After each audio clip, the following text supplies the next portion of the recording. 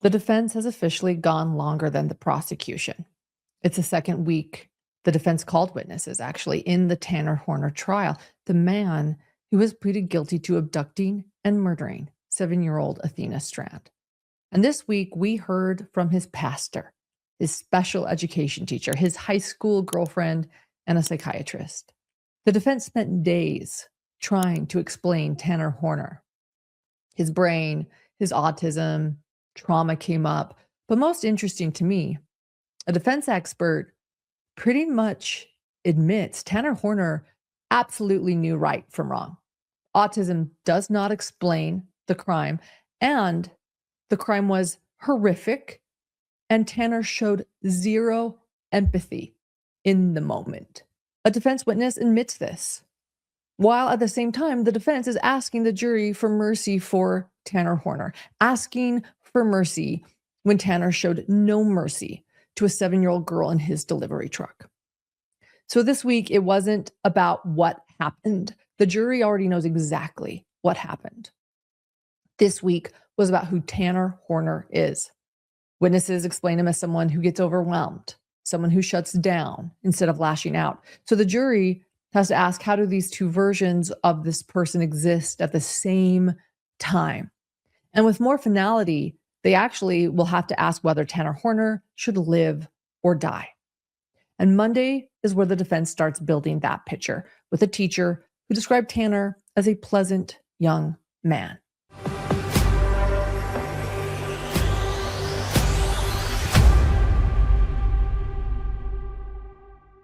It was week 4 of the trial, and it began with Marie, his special education teacher, who later became the department head. Marie explained that she worked in what the school called content mastery, essentially a learning lab where students could come for extra help. And she described it as a place where lessons were a little bit slower, explained in ways that made sense for students who processed information differently. And Tanner was one of those students in that room. So when the defense asked how Marie first came to know him, she explained that he would come into the content mastery with groups of students working on assignments and getting that extra support. And when she was asked for her first impression, this is where she said it. She said he was a pleasant young man. Marie had also attended most of Tanner's ARD meetings, which are those formal meetings where teachers and family members come together to evaluate a student's needs and accommodations. And she explained that it was Tanner's grandparents who were the ones who showed up most consistently. His grandmother in particular stood out to her. She said she was very sweet and noted that his mother only attended on 1 or 2 occasions. Marie explained that Tanner was in special education and had a diagnosed learning disability on the autism spectrum. At one point, he had also been categorized under emotional disturbance, but that classification didn't follow him into high school. Marie explained that schools aim for what's called the least restrictive environment, meaning if a student develops coping skills, they gradually move into more typical classroom settings. And so Marie said that Tanner was someone who could make good decisions, but only under the right conditions. She said he usually could come to a good conclusion given enough time. But when things moved too fast, when pressure kicked in, that is where the problems would start. She said if he felt pressured to have to make a split-second decision, he didn't always make the best choice. In terms of academics, Marie said Tanner struggled most with subjects like science and social studies, and it wasn't because he couldn't learn, but because of how he processed information. He tended to read quickly without fully understanding what he read, so the goal was to slow him down, walk him through it, help him actually grasp the material. According to Marie, it worked. She said that he was mostly appropriate in class, behavioral-wise. He did sometimes need redirection, reminders to stay on task. But she said that's typical. When it came to emotional reactions, Marie said those moments were rare, maybe once or twice that she personally witnessed, but she acknowledged those did happen. She said if he got over angry or maybe felt like justice wasn't being served to a peer, he might act in a way that wasn't what he would do otherwise. She was also aware of at least one instance of physical aggression, but she didn't see it firsthand. And his record showed 2 incidents labeled as fighting or mutual combat. But she pointed out that with zero tolerance rules, both students involved get labeled the same way. She said, the record does not indicate if Horner started the fight. Marie was clear that Tanner was not a major disciplinary problem, and she even noted that his disciplinary record was relatively short, actually compared to other students. Socially, things were a little bit more complicated. She said he generally interacted with other students, talking, laughing, having friends, but there were moments in less structured settings, like hallways or where they ate lunch, when things didn't go so smoothly. She said, I think there were probably times where he wasn't always treated as he should. So the defense asked if that meant that he was bullied. Like, let's just lay it out. Was he bullied? She hesitated, actually, before answering that question. So, not outright, she explained. There were instances where he may have been mistreated. But she said that staff did not always step in unless things escalated, because they believed that students needed to learn how to navigate relationships on their own without teachers always stepping in. By the end of her testimony, Marie said that Tanner did graduate high school, but she also made it very clear that that was not easy. And this became a key point from the defense. Would he have graduated without the accommodations and support he received? And she said, I don't think so. On cross-examination, the prosecution highlighted that many students use these same programs, that needing redirection wasn't unique, and that Tanner, for the most part, functioned like other students. He had friends, he interacted appropriately, he graduated. They emphasized personal responsibility, and that at some point, students are expected to manage themselves. Marie agreed with that. And that's really where the contrast sort of was pointed out. The defense, again, paints this picture of someone that needs structure, support to function, while the prosecution, subtly does this with every witness, kind of shows that despite those challenges, Tanner was capable. He socialized, he learned, he made it through school, he graduated high school. On redirect, though, the defense, what did they do? They went back one more time to reinforce that what they're trying to get across, their theme, that Tanner had accommodations, that he needed them. And his success, according to his special ed teacher, Marie, came from both the support around him and his own effort. So that's where they left it. A version of Tanner that depended heavily on guidance, structure, and wasn't always equipped to make the right decision. The defense's next witness moved away from the classroom and into a more personal view of Tanner's life. They called Gary, a lead pastor from a church that Tanner had attended years earlier. Gary explained that Tanner had been part of their church youth group back when he was around junior high age. He did not claim to remember every detail or the exact timeline, but he did remember Tanner. He said he was like any other kid. Gary acknowledged that Tanner had a form of autism and that there were moments where they had to work through that. But he was clear about one thing: Tanner was not disruptive. He said there would be times he would get upset, but he didn't take it out on others. He took it out on himself. And then he became specific about what he meant by that. When Tanner became overwhelmed, what he meant was that Tanner would hit himself sometimes. So again, the defense reinforcing this, that Tanner struggled emotionally, but his aggression wasn't pointed outward. It was pointed inside. He would hit himself. He turned it inward. Gary talked about how as Tanner got older, he became a bit of a loner, not completely isolated, but quieter and a little bit more withdrawn. So Gary actually made an effort to check in with him one-on-one, offering guidance and just making sure he felt seen. What a good pastor. Gary described a church program called Fine Arts, which included different types of performances and competitions. And one of those was a stomp team, which is basically a group that performed routines using drums and other equipment. And Tanner tried out, he made it. Gary said that being part of this team gave Tanner something that he wanted or needed. It gave him this sense of belonging. And he's pointed out that Tanner was awkward at times, someone who didn't always know where he fit in socially, but that this was something he connected with, this place of belonging. And it helped that it involved music, because Tanner loved music. And then Gary told the jury about a competition, though, at the national level. He described it as huge, with 12 to 15,000 students in attendance, not all competing, but still a massive, very high pressure environment. The team had practiced, they were ready. It was their moment to perform. And right in the middle of that performance, this national performance, Tanner's drumstick broke. Gary said it immediately threw Tanner into a panic. He believed part of it, though, was tied to his autism back then, but part of it was also something more relatable, like this fear of letting the team down. The group pushed through and finished the routine, but for Tanner, it didn't just roll off his back. Gary said as soon as it was over, he ran out of the room. You could tell that he was upset and angry, but he wasn't violent toward anybody.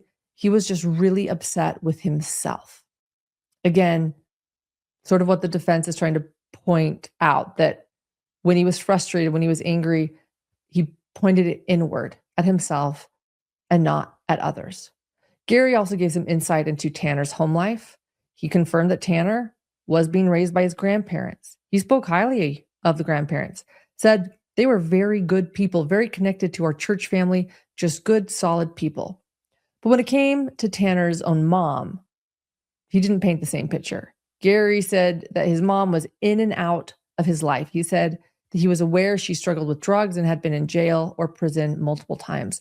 But there was also a brief but interesting moment when Gary talked about Tanner's grandpa. He said that there had been a noticeable change after a medication adjustment through the VA, and the grandpa became more agitated and started bringing in bags of knives to church, which eventually caused conflict, makes sense, with the congregation. And it ended their involvement there. That was the end. When Tanner's grandpa started bringing bags of knives to church. Again, it kind of goes to show that Tanner did not have the healthiest environment. It wasn't predictable. It wasn't always calm. It didn't help him. Many of you are always asking what I use for makeup. So here is one brand that I have been using all of the time, and I truly love it. I have been loving Jones Road Beauty's Miracle Balm. It gives you that your skin but better glow in just seconds. I just tap it on with my fingers, by the way, too. No brushes, so I can keep it in my purse. Very easy, no complicated steps. It works as blush, highlighter, even a little tint. It's quick, it's natural, and it actually enhances your skin instead of covering it up. They just launched something new. I'm loving it, the Lip Recharge. So it's a treatment, a balm, a gloss, all in one. It hydrates, smooths, and gives sort of a soft shine without feeling sticky. And the cooling applicator is also very nice. It makes getting ready feel effortless and like you're doing something healthy for your skin. Modern day makeup that's clean and effortless. So for a limited time, our listeners are getting a free shimmer face oil on their first purchase when you use the code HIDDEN at checkout. Just head to jonesroadbeauty.com, but then use code HIDDEN, HIDDEN, and then after you purchase, they'll ask where you heard about them. So please support our podcast and show and tell them Hidden True Crime sent you. And next, Pastor Gary was asked about contact with Tanner after Athena's murder. He said Tanner reached out to him and wanted to meet, and Gary agreed. He told the jury, as a pastor, we don't always get to do easy things. We do what we're called to do. So when they met, Gary said his focus, it was not on investigating what happened. I know, wouldn't have been nice if it had been, but it wasn't. It was on making sure Tanner understood what this meant, like the weight of what this meant, because he explained that because of Tanner's autism, Tanner always sort of needed help connecting things, fully grasping consequences. Take a listen. Just wanted to make sure he was okay and wanted to make sure he understood, really what had happened. Mm-hmm. Because with his autism, and I don't know what range of the spectrum he was, but connecting things together was, sometimes you had to really help him connect that. So I just felt like, all right, number one, I need to go pray with him. And then two, I want to make sure he understands fully what went on. So we went and we had a good conversation, I felt,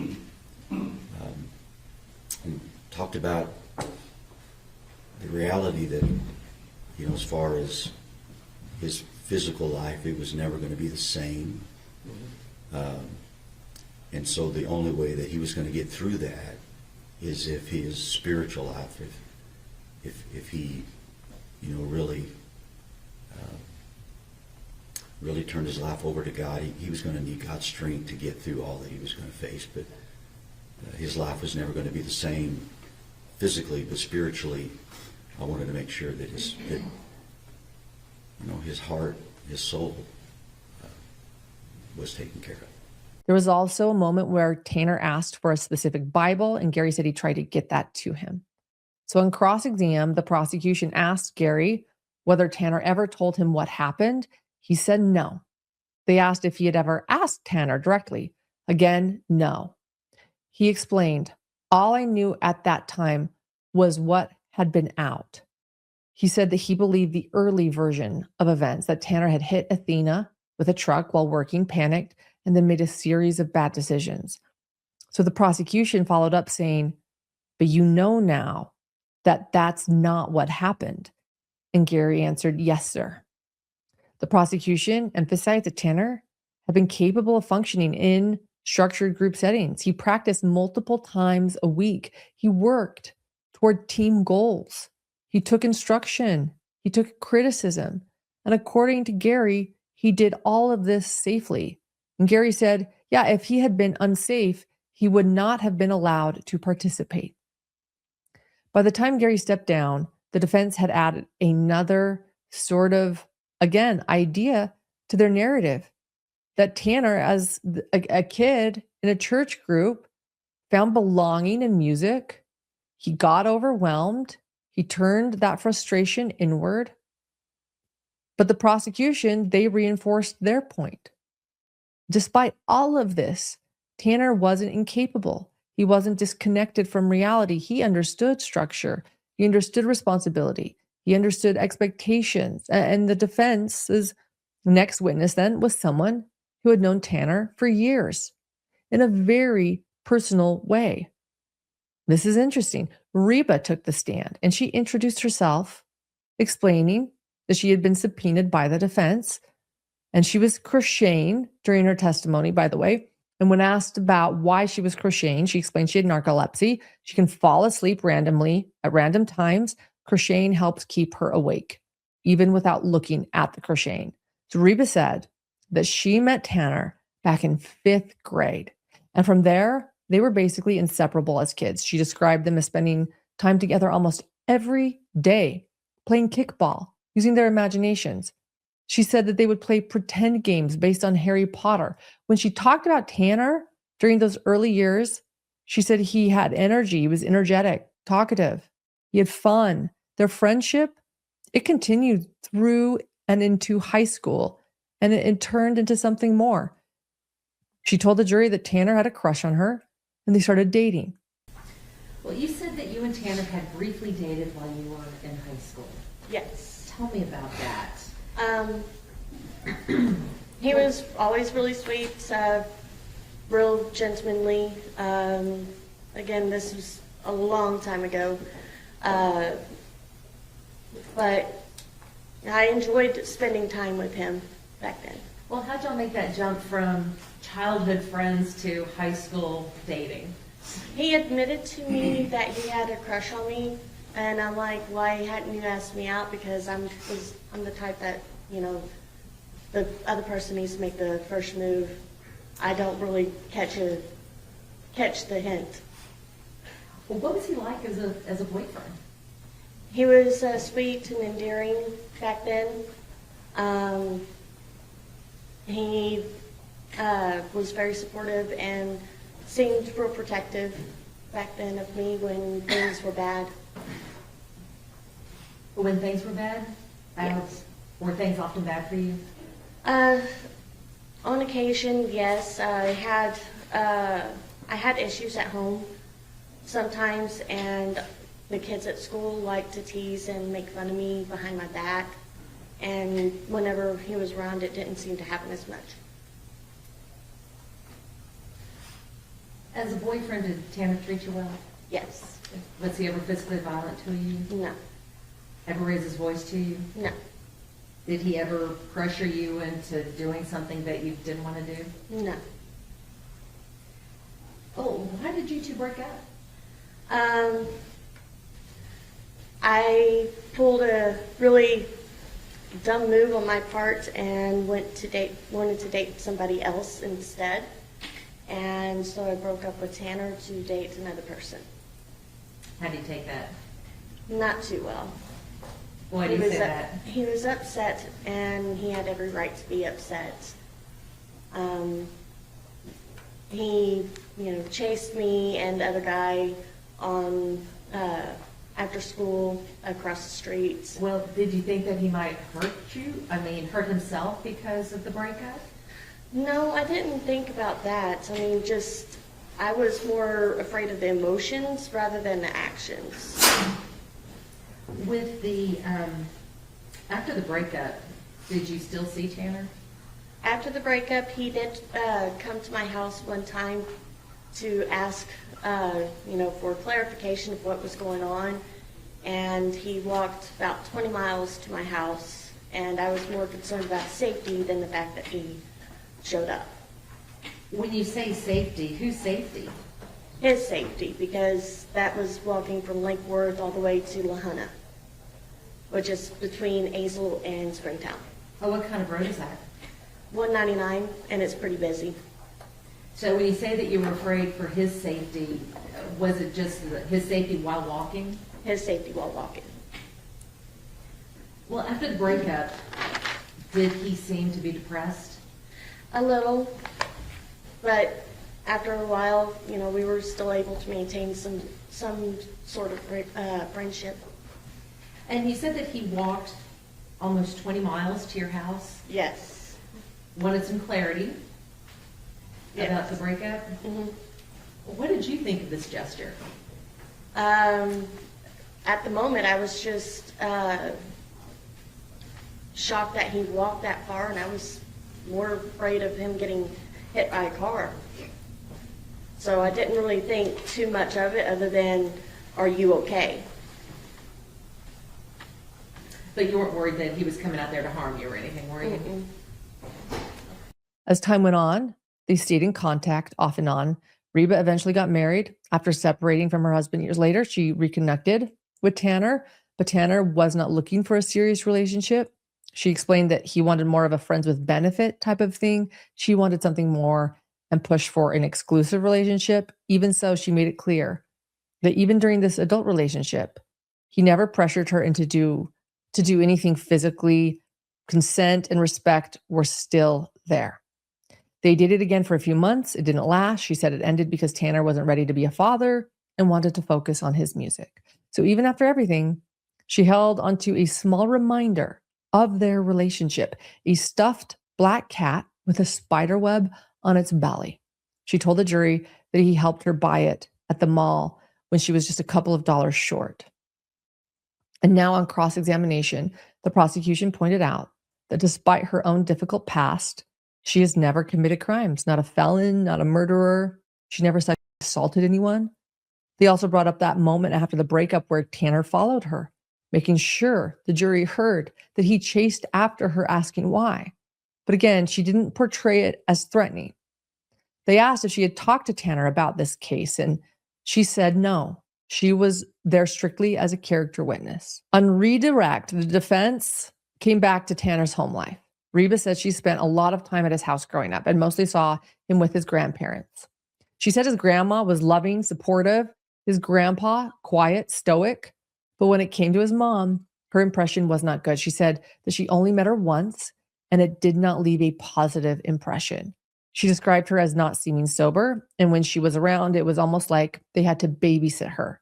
She mentioned one moment where the atmosphere between Tanner and his grandpa felt tense and uncomfortable, but she did not go deep into that. Reba was an interesting witness. It was someone that had known Tanner at the most normal stages of life, childhood, as a teenager, as a young adult, a friend in childhood, a girlfriend in high school, a girlfriend in adulthood.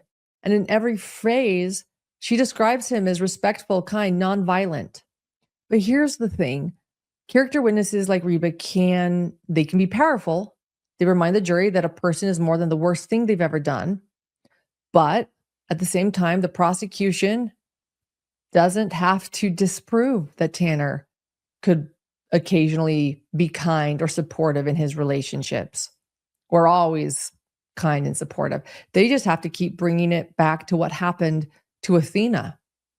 So Reba's testimony, it added humanity, and I'm sure it created some tension with the jury. Again, asking, how do two versions of this person exist at the same time? Something I don't talk about a lot is what happens after we finish recording, because covering these cases, you don't just turn it off. There are nights where my body is exhausted. I'm ready for bed, but my brain is still going, replaying everything. I've always struggled with sleep. That's no secret. I've shared about my insomnia here. And for a while, I had this nightly ritual with Beam Dream that was really intentional. This year got busy, really busy. Late nights turned into researching, writing, keeping up with everything. And honestly, I stopped prioritizing sleep. I skipped the ritual and I felt it. So I have been trying to get back to myself, and that starts with how I end my day. I have brought Beam Dream back into my routine, and it's becoming that signal again. The day is over. That's what it means. I'll make a cup. Sometimes I'll put a little bit of hot milk or oat milk in it. Just sit for a few minutes. No phone, no notes, just letting my body catch up. What I love is that it doesn't knock me out. It just helps me slow down and fall asleep naturally. It's made with things like magnesium and L-theanine, reishi mushroom. It's low calorie, 15 to 20 calories with no sugar, no dairy, no gluten. I've noticed I'm falling asleep a lot faster. I'm not waking up in the middle of the night, and I actually wake up feeling rested, which everyone is happy about, because as a mom and a wife, that matters. I need energy. I need patience. That starts with sleep.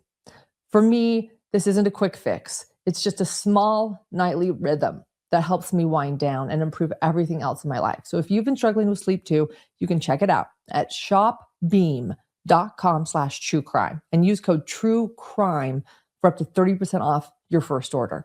I've linked it below. The QR code is on the screen. And honestly, if anything, maybe this is just a reminder. Even a few minutes at night to slow down, get rid of those screens. It can make more of a difference than you know. And after that character witness, the defense called an expert witness, Dr. Amy Fritz. She said she was a speech language pathologist who works almost exclusively with individuals on the autism spectrum, particularly those considered higher functioning. Right away, she explained that she had spent significant time on this case, close to 100 hours in total. That included reviewing records, interviewing Tanner and his grandma, and conducting about 7.5 hours of direct testing with him over 2 days in jail. She walked the jury through the actual testing process, vocabulary tests, language, detailed assessments of how he understood language and expressed it. She explained that she ultimately found that Tanner had mild to severe receptive expressive language disorder. So what does that mean? It means that his abilities were uneven. Some areas were stronger, others significantly weaker. She described it as splintered language skills. So he's much more competent in some areas than he is in others. But the part that stood out was her diagnosis of severe social communication deficits. She called it symbiotic dysfunction related to pragmatic communication. Then translated that into plain language for the jury and for all of us. That's a fancy way of saying that he's got a profound social communication deficit. She explained that Tanner could handle basic scripted communication, polite responses, social norms that are almost automatic for most people. She gave a simple but memorable example. So during testing, someone sneezed in another room and Tanner yelled out, "Bless you." On the surface, sounds normal. She pointed out, though, that it was sort of this actually misplaced moment. He understood the rule to say "bless you," but not the nuance of not necessarily needing to say it when someone's sneezing in the other room. She told the jury his biggest difficulty was with pragmatics, which is essentially how we use language in real life social situations, tone, timing, empathy, storytelling. She said it's very difficult for him to tell a story in a linear fashion. She then introduced another thing called alexithymia. She explained it as a difficulty identifying and expressing emotions, not just struggling to show feelings, but struggling to understand them internally. So she said this is a common trait among individuals on the autism spectrum. And she noted that it affects up to 65% of people with autism compared to about 10% of the general population. She connects this directly to how Tanner came across in recordings and interactions. She told the jury that when you look at his interrogation, his letters, and his jail calls, he would seem completely heartless and very inappropriate at times. And then she followed that, though, with a key point that those impressions could be misleading if you don't understand his communication deficits. She gave another example. After his arrest, Tanner reportedly did not understand why other inmates were looking at him like a monster. Yeah, he didn't understand that. His own mother had to break it down for him in a very direct way. Well, what if someone did this to your child? So hearing it explained like that helped Tanner see their perspective. And that sort of tied into this, something else she introduced called theory of mind. Basically the ability to understand how other people think and feel about you. She said Tanner had a very weak theory of mind, meaning he could not understand how other people thought and felt about him. She connected that to the crime, which was one of the more uncomfortable parts of her testimony, or I thought so. She said if someone believed a child had witnessed them doing something illegal and reacted by abducting and killing that child, that would show a complete failure to understand the child's perspective. Yeah. She made it clear she wasn't justifying anything. In fact, she explicitly said multiple times that autism was not an excuse. But she did say it could be an explanation. When asked directly if autism could explain or excuse a murder, she said no, absolutely not. She also said there was no reason to believe Tanner did not know right from wrong. Okay. And then came the part about the interrogation and the mysterious zero persona. Dr. Fritz, I want to take you back to the first interrogation video. Mm-hmm. Let's talk about zero. Okay. Do you have any reason to believe that Tanner has multiple personality disorder? So I'm not an expert on multiple personality disorder. However, I can tell you that I'm really good at knowing when someone's not being truthful. And as I was watching the interrogation video, it was just pretty obvious to me that zero does not exist, and that Mr. Horner was kind of using him as a tool to maybe tell the story of what had happened. Is that uncommon with autistic people? No. So most of us don't like to talk about things we've done wrong, okay, times we've screwed up. Sometimes my autistic clients often will take it a step further where they don't want to talk about it at all, even to the point of needing to problem solve. So in fact, almost every time a client gets on with me and their parent or their spouse walks in and said, "Did you tell Dr. Amy about?" And then my client says, "I don't want to talk about it." I say, "You know what I'm going to say, which is, you tell me you don't want to talk about it, it's exactly what we need to talk about." Because that's usually when change needs to occur. So talking about their social miscues or mistakes in third person seems to be helpful. I even have several clients that talk about their brain as being separate from their self.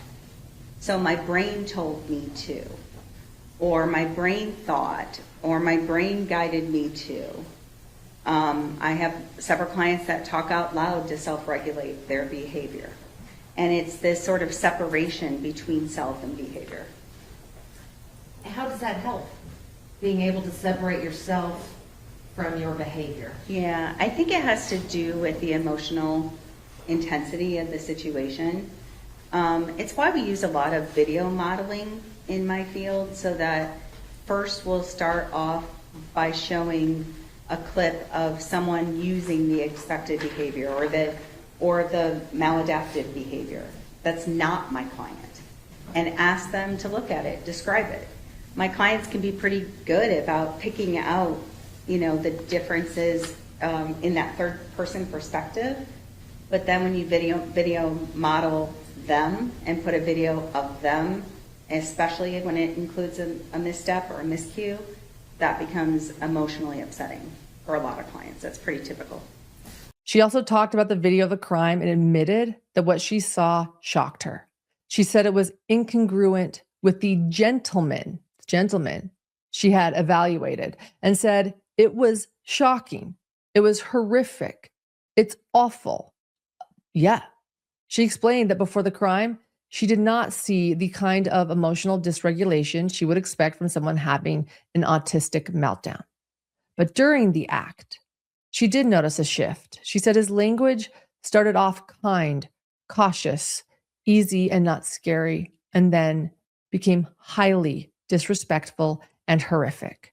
And that change to her showed increasing dysregulation in the moment.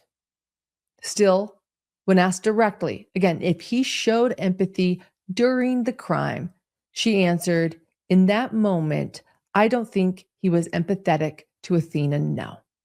Yeah, no. However, she did explain that she does think he has the capability to show empathy. First of all, let me start with the empathy piece. I definitely saw that Mr. Horner has the ability to empathize. I saw it in relation to characters in the video. Why are they being so mean to her? She's so nice. Why are they treating her like that? I saw it with regards to pictures of animals that were in cages. They look sad. Again, we saw evidence of it with regards to Athena's family when his parents or when his mom directly correlated it to his own child. And then I think probably the best evidence of remorse and empathy would be in the suicide note that he wrote to Athena's parents. So let's talk about the suicide note. Why do you say that that is the best example of Tanner expressing empathy and remorse? The reason why is it meets the criteria for remorse, okay? And what is that criteria? Sure, there's four main components. There's recognition of having done something wrong. And I'm going to look at my notes because I quoted Tanner directly. He said, I've done a terrible thing to your family and I'm sorry. So that's recognition. There is expected to be some sort of emotional response, whether that's directly saying I feel guilty or I'm ashamed, or it can be an act, like it can be repentance. You will notice if you see the suicide note that he says, I want you to know I found God through this. So that's an example of an emotional response. Also, it can be in sort of this moral discomfort.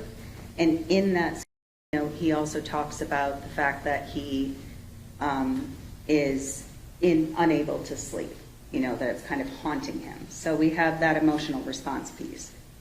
A moral evaluation then is basically shouldn't have happened. And Mr. Horner's words were, I'm sorry I took your little angel. She didn't deserve it. Y'all didn't deserve it. And then he goes on to talk about his own family and child not deserving it either. And then a desire to repair or make amends. And he explained his mental state. I think he got into that too much, and it sounds like an excuse. When you read this letter, it also has falsehoods in it.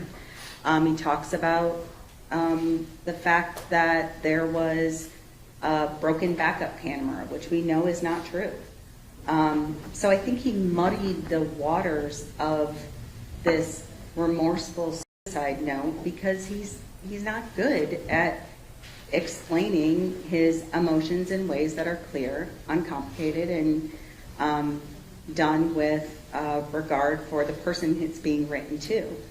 But he did say he's trying to ease their suffering with his death, and he said he signed off with love and sorrow and remorse. And I would consider this potentially lip service if any of this language was easy for Mr. Horner. I don't think it is for him to come up with these kinds of words. And more importantly, he thought he was going to die. He had a very serious attempt. So I take it as genuine. And then the prosecution stepped in for cross-exam. They pushed her on whether anything about autism could cause someone to commit a crime like this. No, there's no direct cause and effect here. None.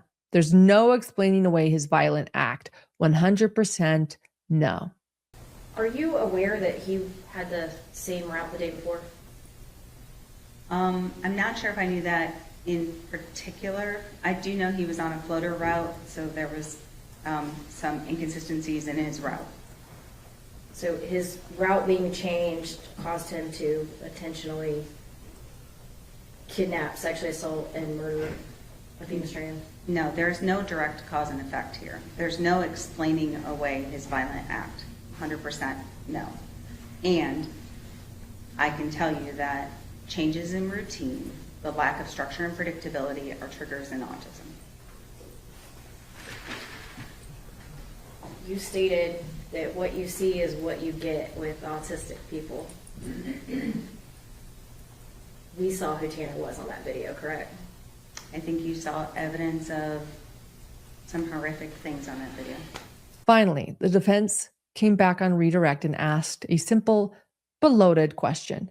Was the person she saw in that video the same person she met and evaluated in jail? Her answer, no, ma'am. And then Tuesday. The first witness of the day was Tanner's former neighbor, Michelle. She had known Tanner back in the early 2000s when her family lived in the same neighborhood. Her son and Tanner, close to the same age, about a year apart, they became friends pretty quickly. She also explained that both her son and Tanner had Asperger's. She painted a picture of a rough neighborhood, not the kind of place where kids could just play outside carefree. She said she didn't realize how bad it was until they moved in, but it did not take long to figure it out. And in that environment, both boys became targets. She told the jury that they would beat them up and described a group of neighborhood boys who regularly bullied them physically. And one story she shared really struck. Her son saw Tanner sitting alone on a porch and told her, "Mama, I have to go down there and save Tanner." He ran down there, but then came back, running back actually, yelling that the boys were coming after him too. Michelle stepped in, stood at her door, and told the kids they'd have to go through her first. And then she called 911. Police showed up, arrested some of the boys. One of them was only around 9 years old.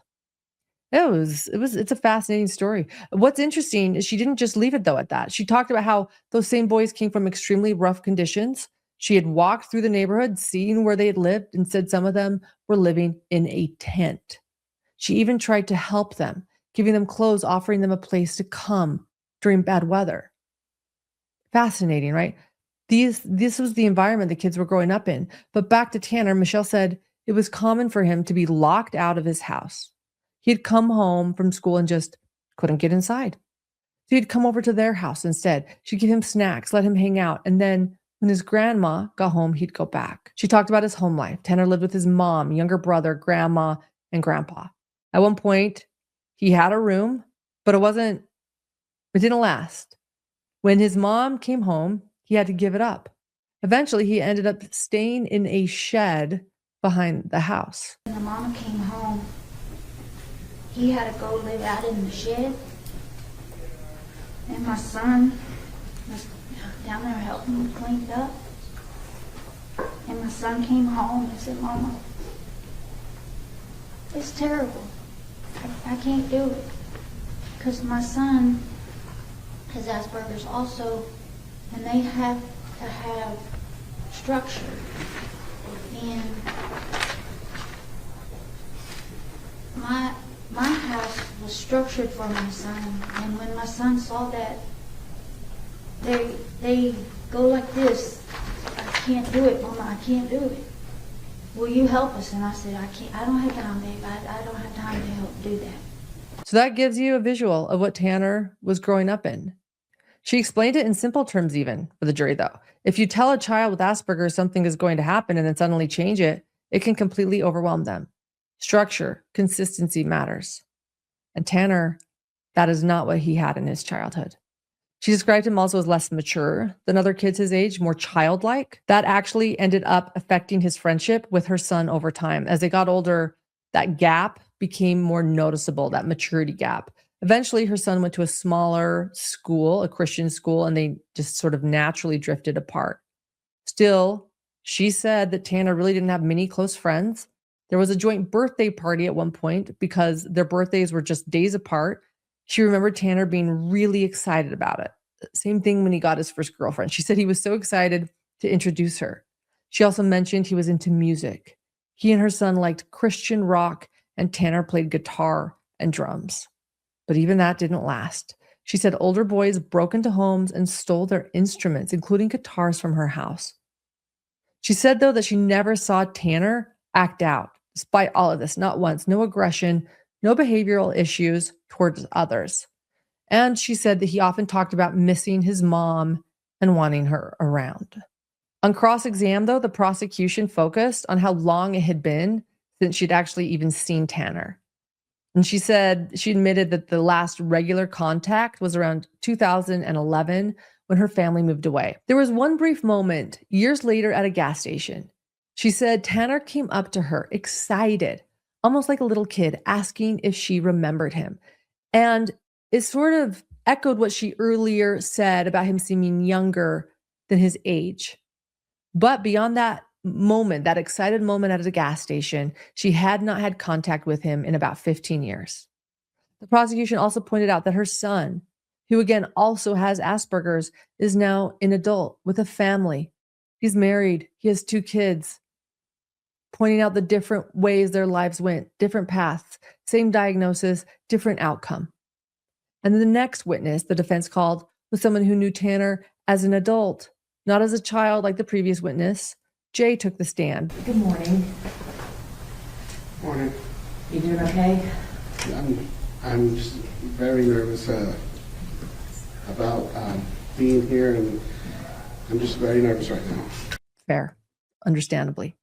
He explained that he met Tanner back in 2014 through a mutual acquaintance. They became close very quickly. For a few years, roughly 2014 to 2017, they were really good friends. The way he described it, they spent a lot of time together. Tanner would come over every other day when Jay lived nearby, and on weekends, they'd stay up all night just hanging out. He described Tanner as a goofball, fun to hang out with. They'd joke around, smoke cigarettes, play games, watch things online. Typical young adult friendship, bonded over music, mostly rock, metal, screamo. Nothing about how he described Tanner at that point suggested someone violent or dangerous. He said during those years, though, Tanner did start dating someone in their circle. Jay said that relationship, it lasted a couple of years. After the breakup, though, things changed. They did not see each other much after that. Life moved on. Jay got married, moved, built his own life. Naturally, the friendship, again, just sort of faded. But they didn't completely lose contact. In 2021, they reconnected. And this part stood out because it shows a level of trust. Jay said he was going through relationship issues and needed help with his son. So he would actually leave his child with Tanner while he worked security. That's a big deal. You don't just leave your kid with someone you think is unsafe.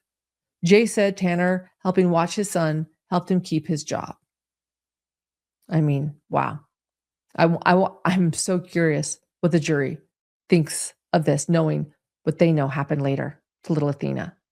But by 2022, though, Jay and Tanner, their connection faded again when Jay moved to another city. They stopped talking and everything changed. It was in 2022. I moved to another city, and at that point, I stopped talking to him and stopped talking to me, and that was pretty much the end of it. Then I saw in the news about what was going on, and I was still in shock to believe this because this didn't seem like the Tanner I had once known. So I didn't know what to make of it, and I was, I looked at my son and I was like, kind of shocked because I was still processing this because it's not every day that someone you consider your best friend at the time you'd think that. From there, the defense dug into Tanner's home life during those years. Jay had spent enough time around him to see how things were at his home. Tanner's grandma was always kind, but his grandpa, he explained, was tough on Tanner. He described seeing him yell at Tanner multiple times, calling him things like screw off and comparing him to his mother. Jay said it came off like a strict, harsh sort of relationship. Tanner got yelled at, and Jay said he didn't really fight back, though, when he did. He just kind of roll his eyes, walk away, smoke, and vent later. And then there was Tanner's mom.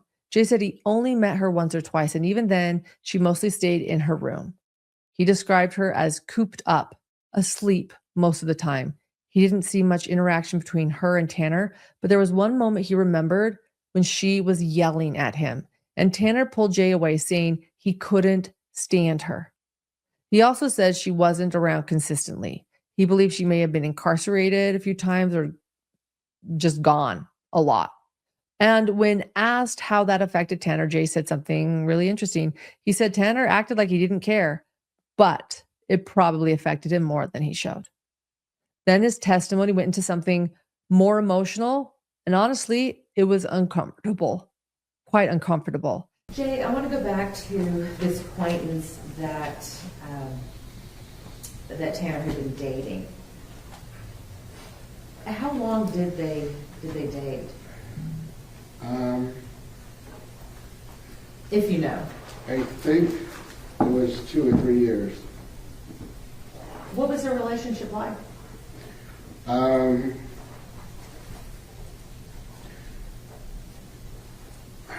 One of them was very clingy. The other one was constantly hitting his own head because he'd rather hurt himself than hurt her. And she would turn around and antagonize him a couple of times. But there were moments where he would turn around and try and do sweet things for her. You said that one of them was very clingy. Was that the woman? Yes, ma'am. And you said that Tanner would hit his head rather than hurt her. Yes. Tell me about that. What would she do to make him want to hit his own head? Well, I thought he would. A lot of times she'd cut him off and wouldn't listen to him, and it would make him upset, and he would just go like that, or he'd hit his head against the wall a few times. And, Your Honor, for the record, I would like the record to reflect that the witness was making a fist and putting it to the side of his head several times. Record also reflect. Jay, when Tanner would hit himself in the head, how hard would he hit himself? Pretty hard. I could hear it. Like, I was like, "Hey, dude, you all right there?" And then he'd spit and he'd take another puff from the cigarette or whatever, and he would try to tell me she's driving me freaking crazy, and he would vent on how she was making him feel.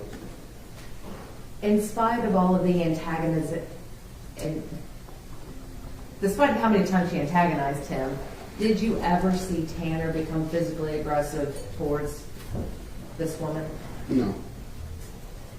Instead, would he turn that towards himself? Yes. Was that common for him to hit himself in the head like that? Yes.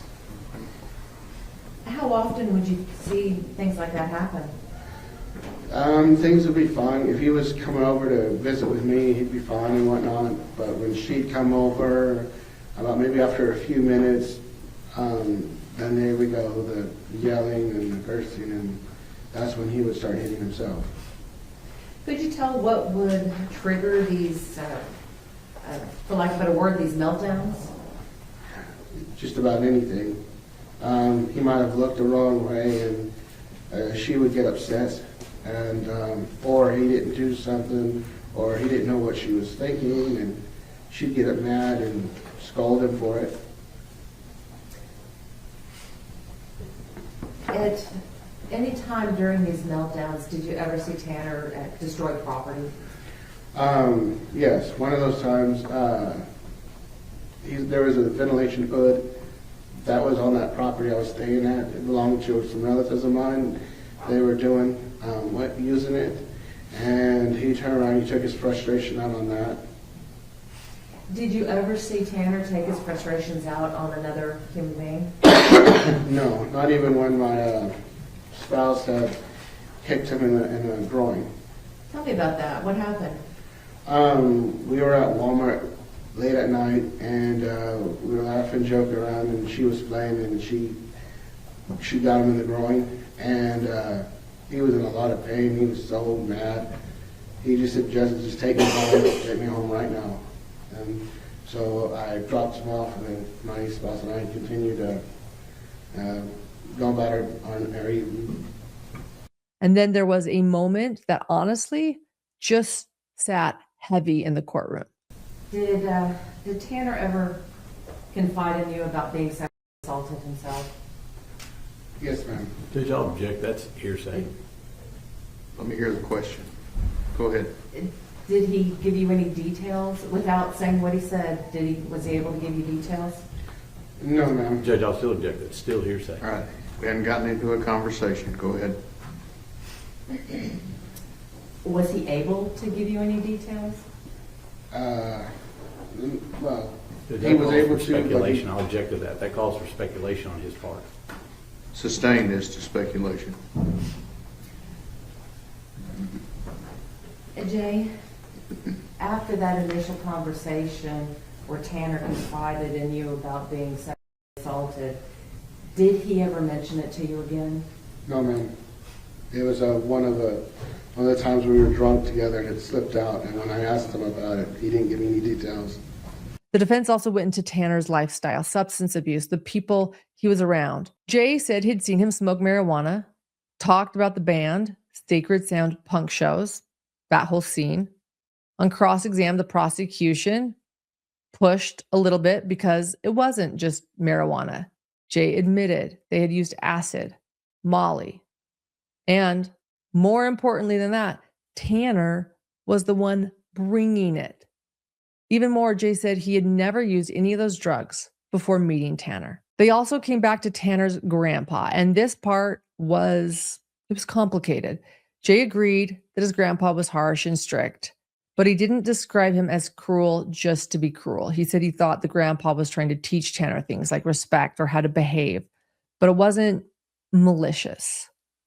So Jay's testimony, my thoughts. On one hand, he gives the jury this image of Tanner as a friend to another kid, right? And we see that Tanner can be goofy and a friend trusted enough to watch a kid. And although he could get upset, according to Jay, Tanner didn't necessarily lash out at others when he felt those negative emotions. But then, at the same time, you have signs of internal struggles and a lot more going on, from self-harm to emotional dysregulation. You have substance use, and even hints that Tanner suffered from some sort of abuse or trauma, some sexual assault. And then there's that contrast that keeps coming up again and again and again in these testimonies. Tanner, the monster criminal, versus Tanner, the human. Jay said it himself. He was shocked when he learned about the crime. He couldn't reconcile the two. I think that's exactly what the defense is trying to do right now for the jury, to try to highlight these differences, kind of confuse them. Like, who is Tanner Horner? The next witness the defense called came with a very different introduction. Before he even started testifying, the defense made it clear this witness, who went by Thorn, had a criminal record. And not just minor charges either. He had prior convictions for aggravated assault with a deadly weapon, assault, family violence involving choking, and another assault involving bodily injury to a family member. Thorn explained that he met Tanner in a pretty random way. He was living in Lake Worth and heard music coming from Tanner's house. He walked up, knocked on the door, and Tanner's grandma answered. She told him to just go on back. Didn't know who he was. He went into the backyard shed, and that's where Tanner was living. A shed. The shed did have air conditioning, instruments, amps, and drums. It was basically Tanner's space. Thorn found him back there with another friend, and they were making music. And that is how their friendship started. They started hanging out regularly. Music was a big part of their connection. Thorn said Tanner was very serious about it. He played multiple instruments, but drums were probably his best. And even though he was good, Thorn said Tanner did not see it that way. He said he lacked confidence, didn't think he was as good as he actually was. So that self-critical side kept coming up in his testimony. Tanner would push himself hard, but also beat himself up, sometimes literally beat himself up when he messed up. They talked about the band Sacred Sound. Thorn helped out as a roadie at one point and described going to a show in Dallas where they opened for a band he liked. He said it was fun, normal, just a group of young guys playing music and trying to figure things out. Outside of music, their life sounded pretty typical. They'd hang out, watch movies, anime, play video games, walk around the area, even take a neighbor's boat out sometimes.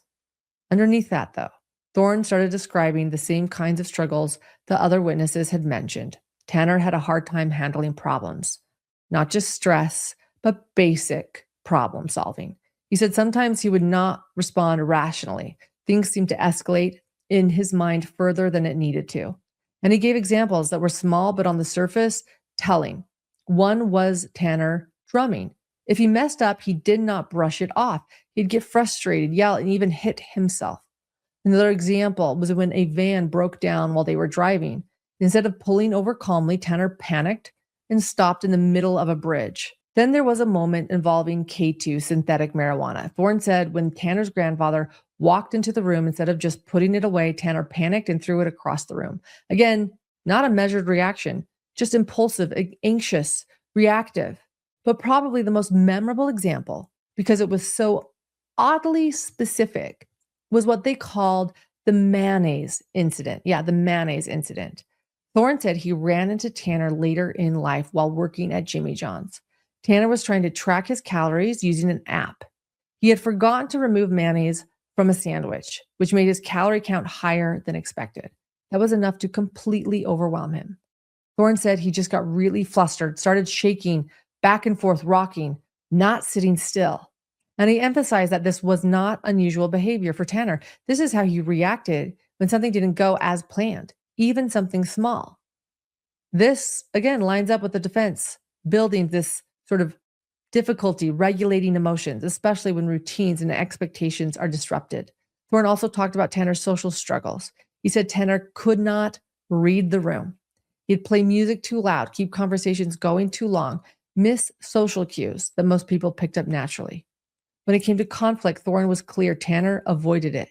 He said, I never saw him run toward conflict. He gave examples to back that up. At one point, Thorn himself stole Tanner's phone as a joke. Tanner did not react aggressively. Another time, someone else bullied him. And again, Tanner did not fight back. That's where the defense is taking a bit of a risk here. They're putting a convicted, violent offender on the stand to say that Tanner, in contrast, was not violent toward others. Thorn also spoke about Tanner's family, and his perspective was actually more positive than some of the earlier witnesses. He called Tanner's grandma an angel. He described his grandpa as nice and open.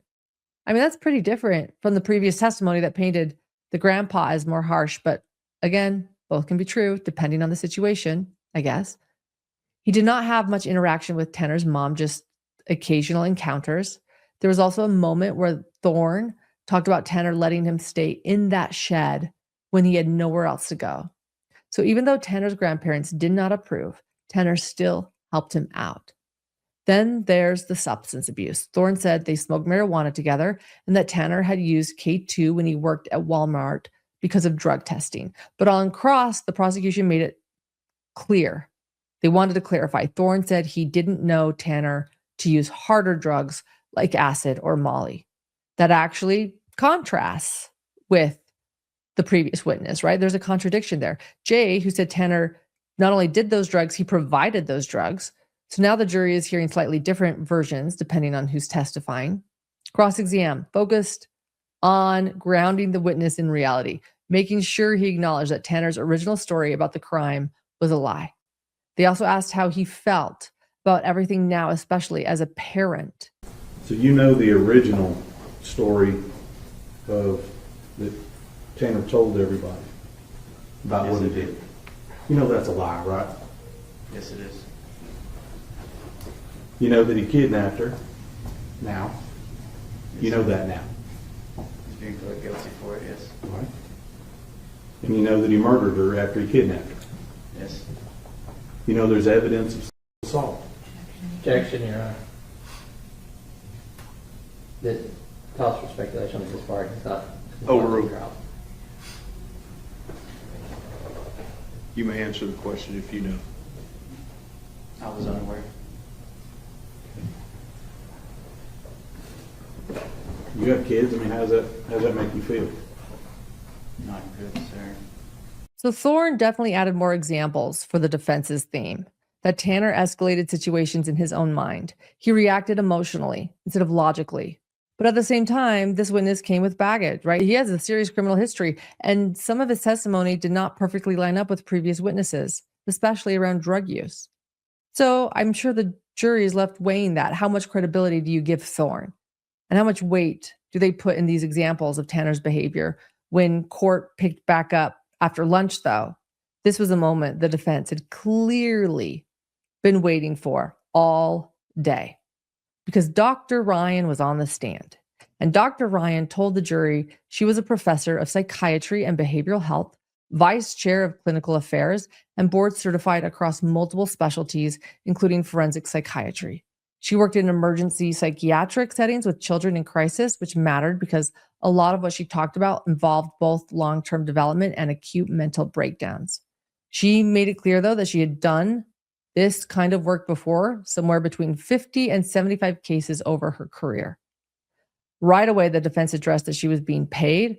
Her rate was $700 an hour, which she said was standard for her field.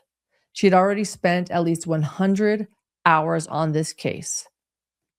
That's important because it shows how deep this evaluation went. This was not a quick meeting. She sat down with Tanner for about 18 and a half hours across 4 separate sessions. On top of that, she reviewed records and talked to other people in his life to cross-check everything. She explained that part of her job is to rule out malingering, which is basically someone faking or exaggerating symptoms. And from there, she started walking the jury through Tanner's background. I had been waiting for this witness. She described what she called a significant mental health history on both sides of his family, but especially on his mother's side. She talked about his grandma dealing with depression and possibly bipolar disorder. She had also been severely traumatized as a child and was sexually abused. Then she moved to Tanner's mom. She listed multiple diagnoses, including major depression with psychotic features, schizoaffective disorder, and bipolar disorder. And then she said, those disorders are kind of mutually exclusive. You can't have all 3 of those. But she wanted to make one thing really clear. Tanner's mom had experienced real psychosis. It was not just tied to drug use. That's interesting. It went over then into deeper family history, multiple suicides, a successful aunt with bipolar disorder who took her own life around age 40, a brother who died by firearm, other relatives with schizophrenia and bipolar disorder. I mean, this is showing just generational mental illness that keeps on repeating. We've already seen the generational abuse and trauma, and now we're seeing generational mental illness. And it did not stop there. On Tanner's father's side, she said there was also depression and heavy substance use. His father had attempted suicide while in jail and was found hanging in his cell. She explained he had to be cut down. He survived, but that incident ended with him falling and breaking his foot. So again, more trauma and mental health issues. Dr. Ryan then said to Tanner himself, she listed his diagnosis one by one: autism spectrum disorder, what used to be called Asperger's, major depressive disorder. And she emphasized it was recurrent and severe. ADHD that had been present since childhood. There were also mentions of bipolar disorder in his records, but she later clarified there was not enough evidence to fully confirm that one. And then she went into medications, and this was a long list. Stimulants for ADHD, Concerta, and another ADHD medication, Strattera, antidepressants like Zoloft, Prozac, Wellbutrin, even antipsychotics like olanzapine and quetiapine, though she noted those were likely prescribed more for sleep issues than psychosis. Still, hearing it all together drove home how much treatment had been attempted over the years. Then came the history of self-harm, suicide attempts. She described a moment where Tanner's ex-girlfriend called police because he told her to check Facebook, basically signaling that he's going to self-harm, that he's going to die. They found him unconscious in the shed where he was living, and he was involuntarily committed to Millwood Hospital for about a week. She talked about another period in 2022 where he was increasingly depressed and suicidal. Then after his arrest, there was another serious attempt where he cut his arm and legs badly enough to require a blood transfusion. And this was not isolated behavior. She mentioned other instances, like him hitting his own head or cutting his wrists after being struck by his father with a plank. I mean, it shows, again, they're doing a good job with this pattern of turning distress inward instead of outward. And then she gave her overall clinical opinion. She said Tanner met the criteria for autism, met the criteria for ADHD, major depressive disorder, and a neurodevelopmental disorder related to fetal alcohol exposure. She even explained that prenatal alcohol exposure can affect the frontal lobe, which controls judgment and impulse control. And that detail, this is the first person that connected it to odd childhood behaviors, like him eating coins, which can be tied to developmental issues. But she was very clear about something that the prosecution likely wanted the jury to hear. None of these diagnoses meant he did not know right from wrong. She said it directly. He was not insane. This was not an excuse. Instead, she framed it as mitigation.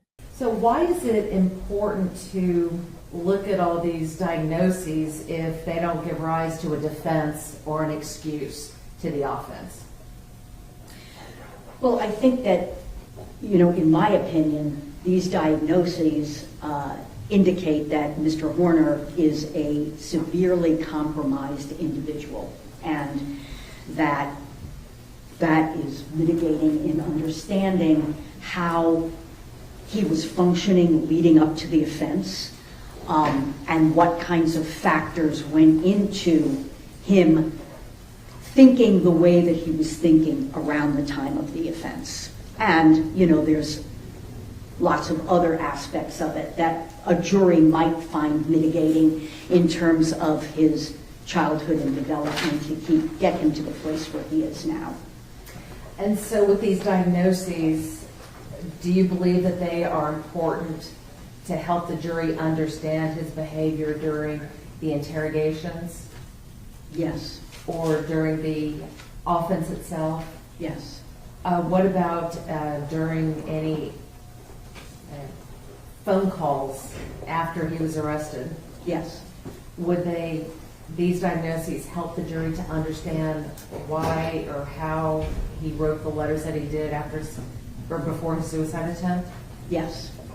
And then she spoke about what Tanner told her about the actual crime. Now, during your evaluation with Mr. Horner, did Tanner talk to you about the facts in this case?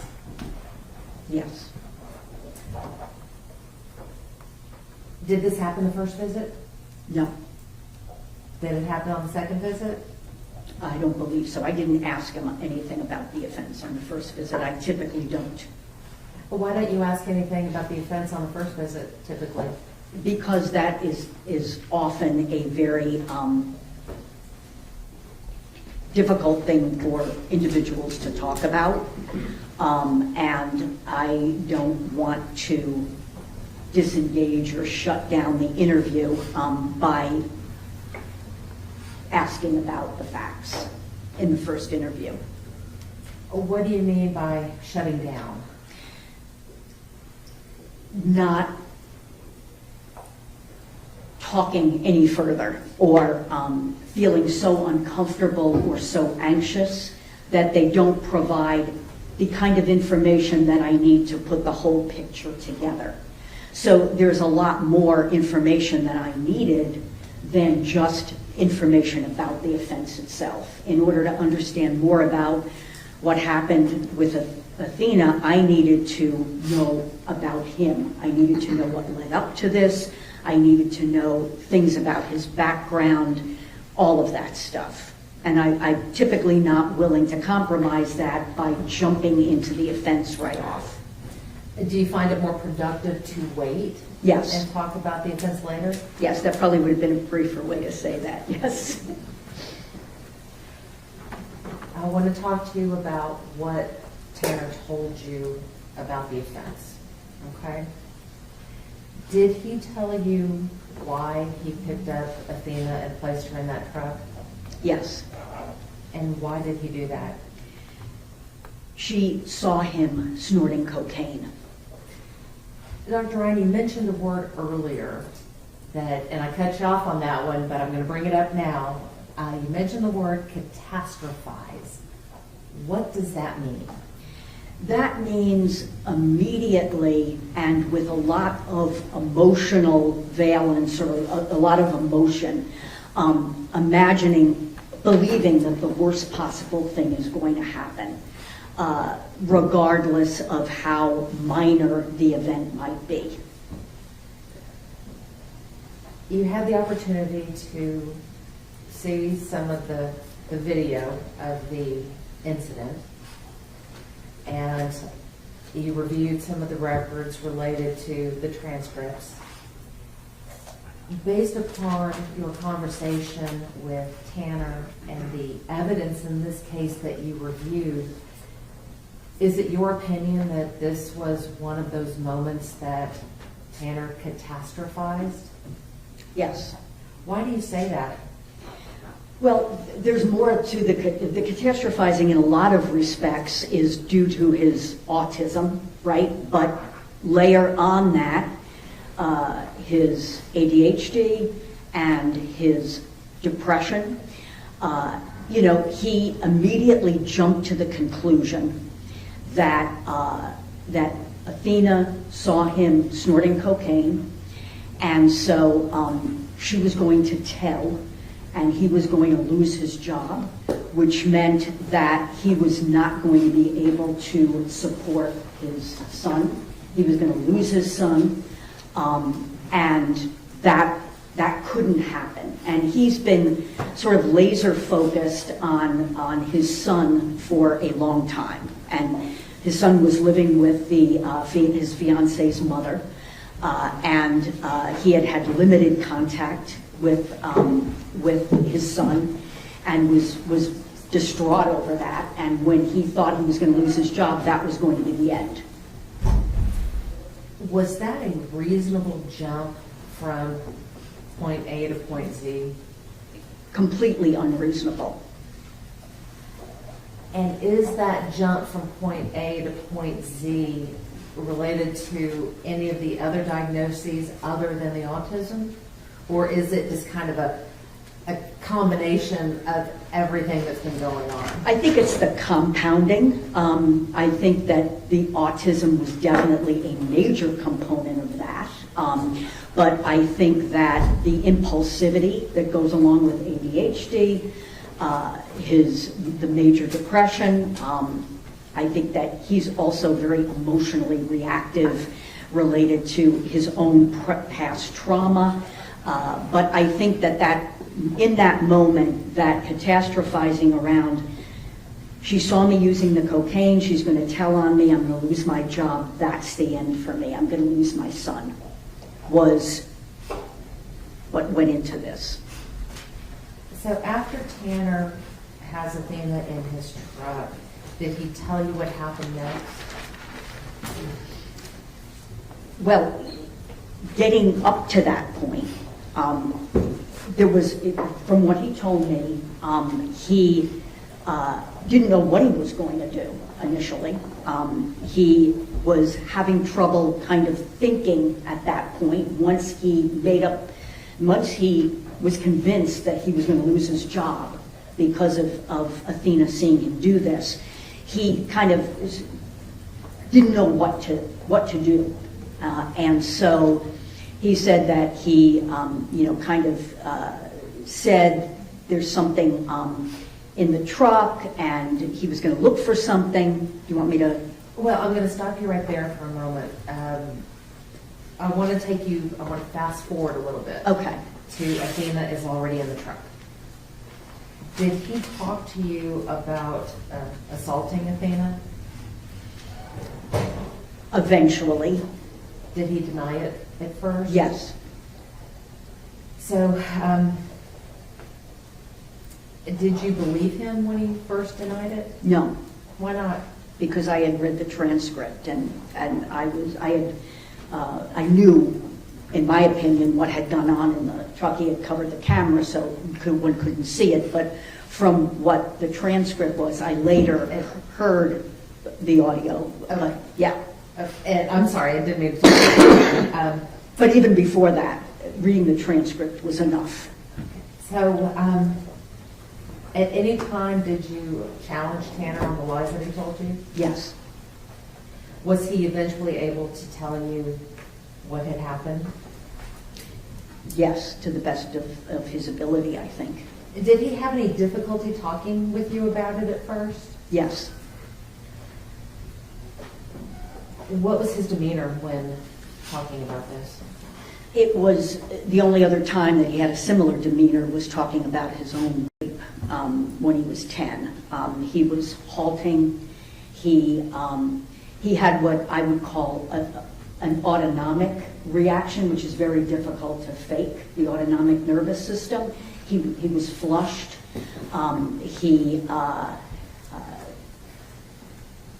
His breathing was different than it had been before. His eyes were downcast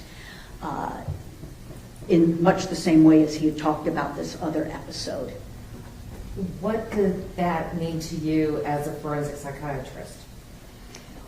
Well, independently as a forensic psychiatrist, not much, but in context with everything else that I knew and had spent time with him talking about, my opinion was that he was deeply ashamed, and that was a major factor in his lying and hesitancy to talk about what had happened. And I felt in talking with him at that moment, in my opinion, he appeared to be quite remorseful about what he had done. So she told the jury through his description of the killing that she said he told her he didn't decide to kill Athena until she was already in the truck. Okay, he said that I should backtrack a little bit. You know, he was pretty clear that he did not decide to kill Athena until she was in the truck. And then he began to think, now I'm in even worse trouble than he was before. I think he described it as it snowballed into an avalanche. And he then said that he knew he had to kill her. And he tried to make it, as he put it, as painless and quick as possible. So he tried to, as he put it, I think his words were snap her neck. But it's not like in the movies, and it wasn't working. And so he attempted to strangle her. And he had a number of attempts to strangle her, which were unsuccessful. Now, what did you make of the several attempts that it took? And of what significance did you place on that? In my opinion, it was a combination of ambivalence and incompetence. In this particular scenario, would that be consistent with sadism? That was not my opinion. That he was deriving any pleasure out of her suffering. Actually, it made him more and more dysregulated. What do you mean by dysregulated? More distressed, more unable to think clearly, just having more difficulty thinking rationally than usual when he already has trouble with that.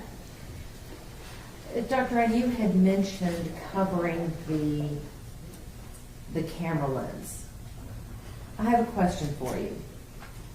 If a person was trying to cover up an offense or prevent other people from seeing them committing an offense, would it make more sense to cover up the lens before you commit the offense or after you commit it?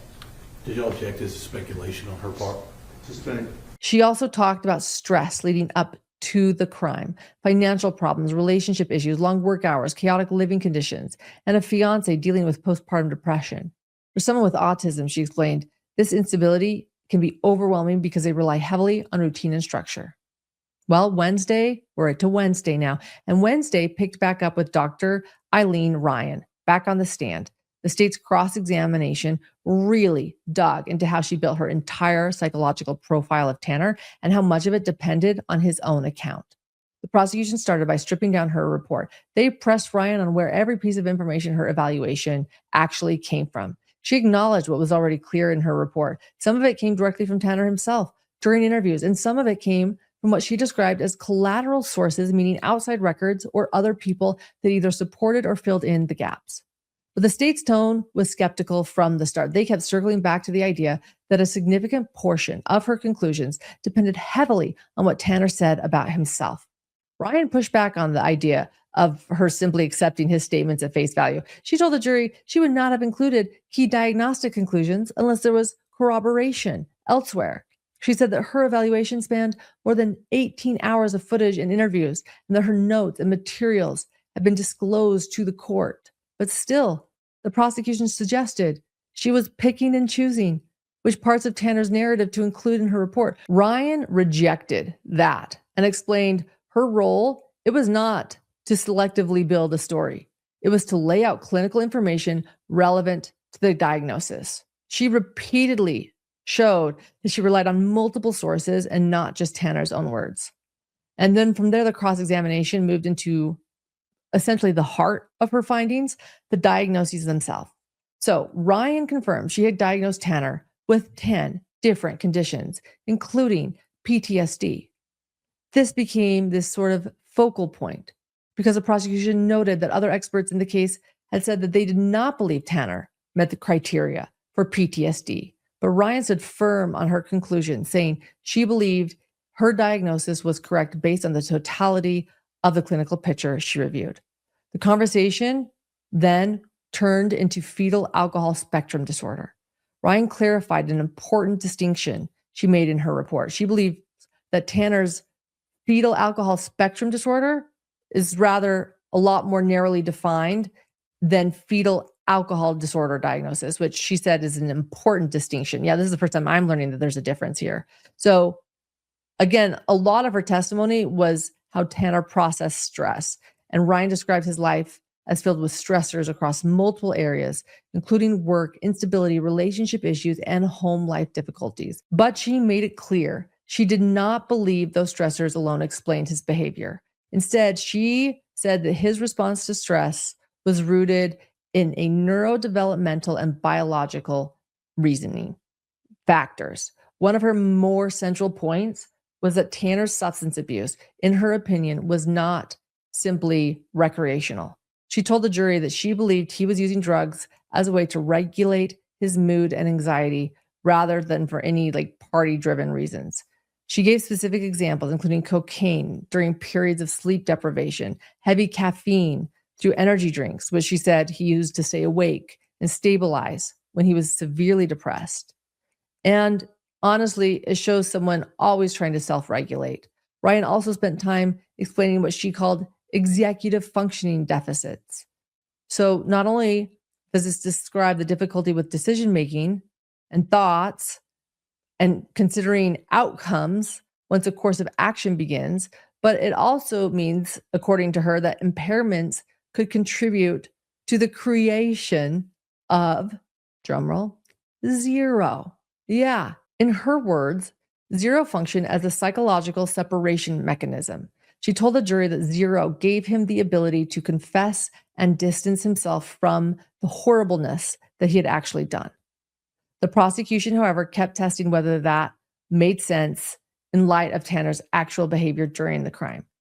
The prosecution then challenged Ryan's opinion that Tanner had difficulty problem solving. Listen here, because I saw a lot of people shocked by this statement. And, even you, according to you, showing up unannounced, that threw him for a loop and caused him a bunch of stress. Yes. So his reaction due to his autism spectrum, I'm going to get this right here because it's not additive, it's compounding, right? That's the word you use? Am I going to get that right? Okay. His reaction to his autism plus his depression plus stress, his reaction to that, and plus the drugs, was to kidnap a child. That was his eventual reaction. All those things put together, that was his reaction, was to kidnap Athena Strand. The precipitant was panicking because she saw him snorting cocaine. Mm-hmm. Okay. So that, when we talk about this, that precipitant, that is what you told us yesterday, that's the point of the spear, if you will. That's where this thing begins, according to you. Yes. That's where the catastrophe begins. Yes. Right? And so, according to you, if there is him, if he doesn't see him, or she see him snorting coke, none of this happens. Yes. That's what you're saying? That's my opinion, yes. Okay. Next, they walked her through the sequence of events after Athena's death, like the actions of moving Athena's body, attempting concealment, and continuing to interact with others in ways that helped him avoid immediate detection. At one point, they laid it out bluntly. Within roughly 10 minutes of disposing of the body, Tanner was still actively taking steps to manage the aftermath. They suggested that did not look like impaired problem solving at all. You said you used a term, and I want to get this correct here, a precarious ability to solve problems. That's what you wrote in here. Yes. Now, correct me if I'm wrong, but he didn't have any problem solving the issue of how to get rid of the body of the child he just murdered, did he? No. He didn't have any problem solving the issue of how he was going to keep access to his crime scene the next day, did he? I don't know what you mean by that. Okay, I'll tell you about that. You understand that he manipulated the scene and he manipulated other people so he could keep the van in which he murdered Athena in the next day. That wouldn't surprise me, but I didn't know about any manipulation. Well, I mean, you understand that, one, he was in the same truck the next day. Yes. And you understand that the reason why he was in the same truck the next day, because he called his boss, lied to his boss, and said he'd thrown up in the truck. Oh, yes. And he needed that. You remember now? Yes. So he manipulated people, his boss, family, and other people to keep his crime scene the next day. Yes. And drove his crime scene around the next day, correct? Yes. So he didn't have any problem solving the issue about how he was going to keep access to his crime scene the next day. He didn't have any problem solving issues with that. Correct. And he didn't have any issue solving the problem about how to create this whole lie about backing into her and all the details about that. He didn't have any problem solving that issue, did he? I don't know, problem, but he lied about it, yes. Well, I mean, he created a very detailed scenario of exactly what he did, right? Yes. To solve the problem and how to explain why she ended up in the truck in the first place, correct? Correct. So he didn't have any problem-solving issues with that, did he? Well, how he solved the problem was obviously very disturbed and foolish, but that was how he problem-solved. And did you notice that, whenever he shows up to the truck stop, he was able to manipulate the clerk into giving him free cleaning supplies? Did you hear that? Yes, but manipulate, he just asked. Well, in fact, he didn't just ask. He said, do you want me just to kick this out on your concrete, or do you want to give me free cleaning supplies? Mm-hmm. That's what he said. Uh-huh. So he manipulated the clerk to give him free things so he wouldn't have to purchase anything. Okay. Is that correct? Yes. And purchasing things leaves a trail, doesn't it? I didn't think of that, but there were so many things that he did that left a trail, so I wouldn't see that as particularly critical. And you understand that he's doing these things, these problem-solving type actions, within 10 minutes of him tossing her body in the water. Yes.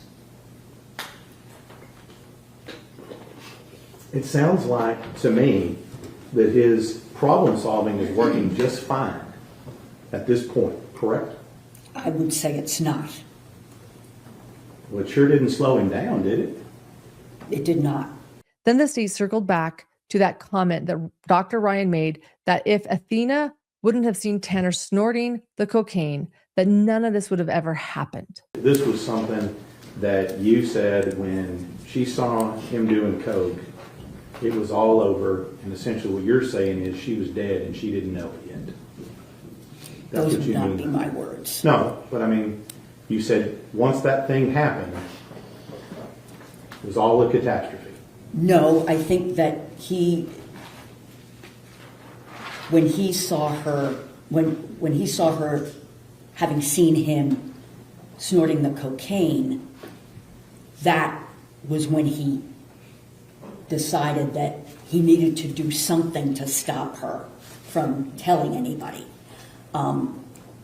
When he put her in the truck, in my opinion, he didn't plan on killing her. It wasn't until he recognized, now it's so much worse because I've put her in the truck, and now what am I going to do? I think it may be in my notes.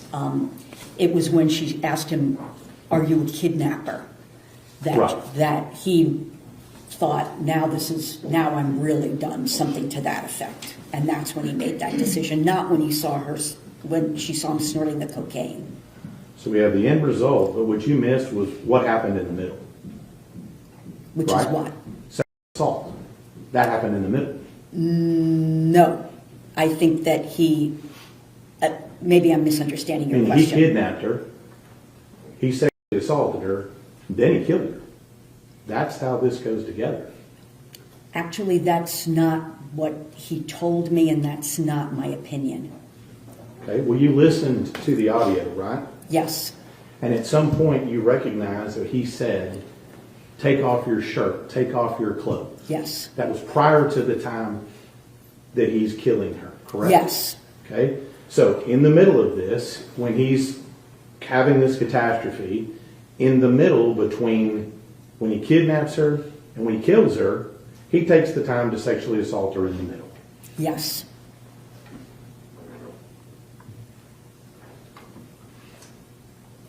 So his reaction, okay, we've talked about this, due to all the conditions you've talked about, the litany of things, I think 10 that you had out there, right? Wasn't it 10? 10 things that he has wrong with him? Yes. Okay. His reaction to that, because of what's wrong with him, was to go straight to murder with a sexual assault in the middle. No, those disorders are not causative of what he did to Athena. They, again, contribute to the way that he thinks and the way he behaves. But it's not simple cause and effect. I'm not saying that his autism, PTSD, major depression, and ADHD caused him to do this. So let's talk a little bit, you talked a little bit about antisocial personality disorder. You said he doesn't have that. Correct. Okay. But that's something that you said it has to be before he's age 15. No, the criteria are that someone has to meet the criteria for conduct disorder before age 15. And I think you said some of the things that go with antisocial are callousness, lack of concern, deceitfulness, irresponsibility. I think you've said that before. A persistent pattern of that. But in this case, you have a pattern of him being deceitful, do you not? Within the context of this crime, yes, but that would not, in and of itself, qualify for that diagnosis.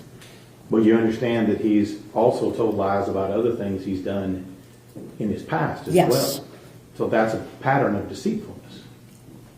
In my opinion, it was not sufficient, especially understanding why individuals with autism spectrum disorder lie. It's typically fear-based and driven by their cognitive difficulties, and in my opinion, I saw that in the kinds of lies that he had told in the past. Right. The second thing you said is that there's some form of irresponsibility, right? So deceitful, irresponsible behavior, pattern. Pattern of that, yes. Looking through your report and your 140 pages of notes, you'll agree with me that he has a pattern of irresponsible behavior leading up to, before, and after this offense. I did not think that he had a pattern of irresponsible behavior that would qualify for this diagnosis. Okay, so, I mean, purchasing drugs and narcotics and things and doing that on the weekends not irresponsible? Yes, it is irresponsible, but again, doing that in and of itself, or even in combination with certain things, again, it doesn't meet the criteria for antisocial personality disorder. You also said lack of concern. I mean, surely you agree with me that he had lack of concern for Athena. In the offense, while he was, I think that he was, yes, I will agree with that. But again, it's a persistent pattern, and it's very clear with respect to the diagnosis that these things can't be attributed to some other major mental disorder. And his difficulties with expressing concern and showing concern, in my opinion, are related to his autism.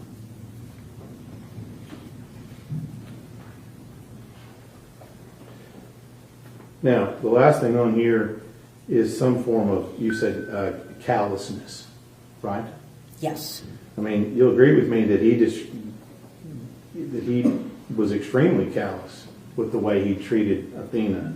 I mean, after all, he was singing Jingle Bell Rock during this assault while he's screaming at her. You'll agree with me that that's callous, isn't it? Yes. I mean, doesn't some form of antisocial personality explain why he has such a clear disdain and lack of regard for this child? In my opinion, no. Next, Ryan explained that Tanner does not meet the qualifications to be identified as a pedophile because that requires a pattern of behavior.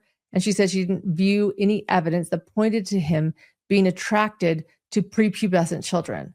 The prosecutor brought up the fact that it's been alleged that he raped two 16-year-olds. But again, she said that 16-year-olds aren't prepubescent.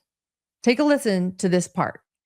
Does gratifying himself on a 7-year-old child, that screams pedophilia, doesn't it? No, it's disgusting, but it's not pedophilia.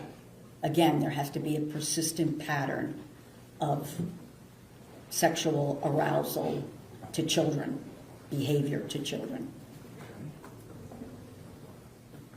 I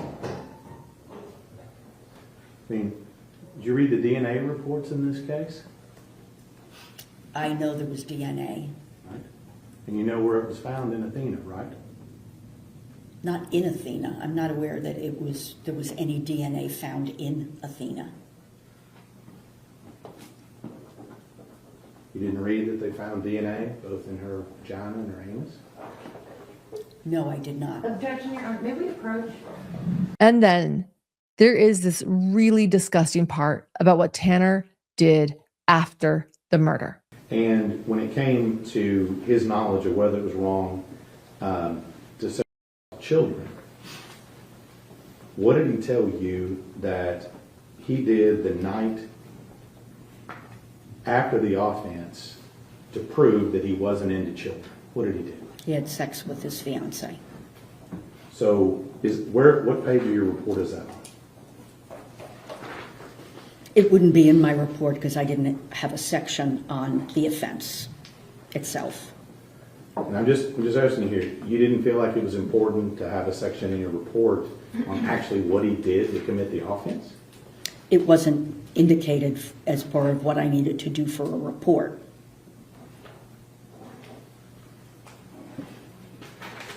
So in your notes, if I remember correctly, if you're turning to number 10 in your notes, I think it's towards the back, ma'am, on my little tabs there. Am I right? Yes? And it says here that this is in the same conversation, that night he had sex with his girlfriend, I won't use her name, just to prove he wasn't into kids. That's what he told you. Yes. Well, I don't know those were his words. I was pressing him to find out more about any prior interest in kids, and that was something that he told me. Right. So he had, according to him, plenty of energy after committing this offense to go home and do that. He had sex with his fiancée, according to him. Right.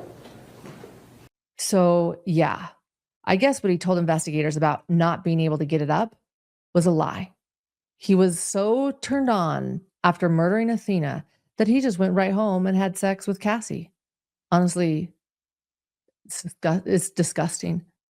Another key moment came when the prosecution asked whether Tanner's diagnosis was permanent. Ryan gave sort of this like long answer explaining that some conditions like autism spectrum disorder, neurodevelopmental effects related to fetal alcohol exposure, those were lifelong.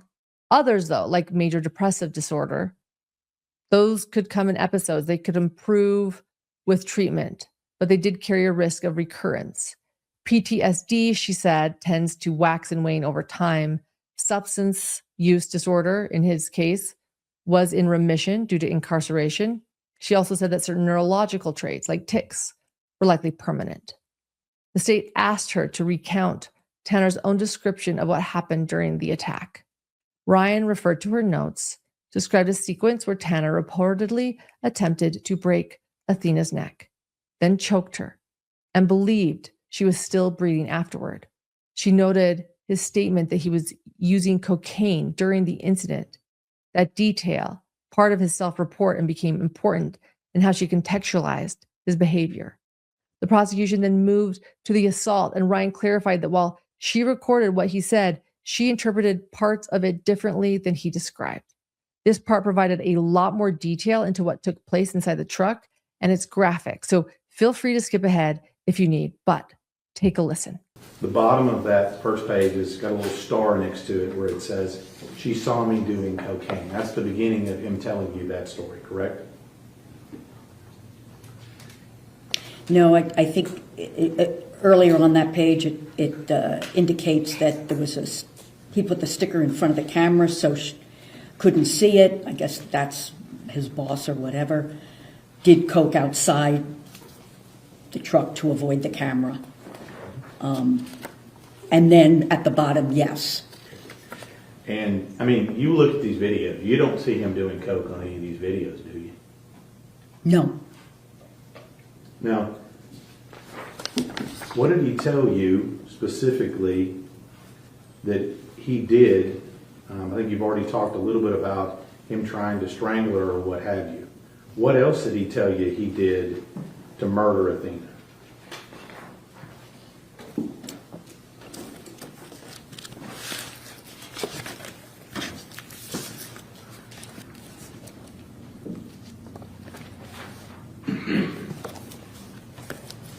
Can you give me a minute? I think if you go to number 6. I think I have them in my notes too. It's more than one page, so I want to make sure that. And just to clarify, do you have a different set of notes? No, I have the same notes. Same notes. I'm hoping that you copy them exactly. Let's see. Okay. I've marked it as number 6 on mine. Number 6. It's not the green? No, I had actually marked the specific section I'm going to ask you about. Okay, so number 6. 2514.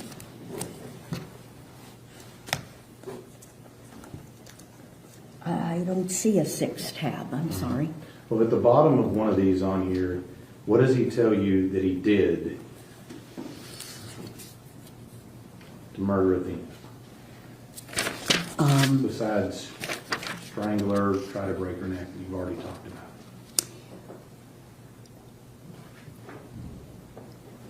about. Okay, he tried to kill her by breaking her neck. Right? Then he choked her. Right. She was still alive after he choked her. He could hear her breathing. He did another line of coke. Okay. I'm going to move you to the bottom of that page. Where it says, does it say something like he stopped by her cheek? Was that where that begins, at the bottom of that page? Is that your words? Or creek. Stop by creek. I'm not sure. Could be cheek. I don't think so. That doesn't make a whole lot of sense. Okay. Stop by creek, and he didn't use this term, I did, physical blows to the head with his fist and feet. Okay. So he told you that he used physical blows, whatever his description was, with his fists and his feet. Yes. To Athena. Yes. So what specifically did he say he did with his fists? I don't know. I don't recall. I mean, you understand this is the first time he's mentioned and admitted to using his fists and his feet. I don't know about that. I mean, you read all the documentation, right? Yes. Do you find it anywhere else in there besides right here? No. Okay. So with that, did you ask him what he did with his fists? I don't think I needed to. I don't know if I did or not. I mean, you don't think it's important to know what exactly he did with his fists to beat somebody to death? No, I don't.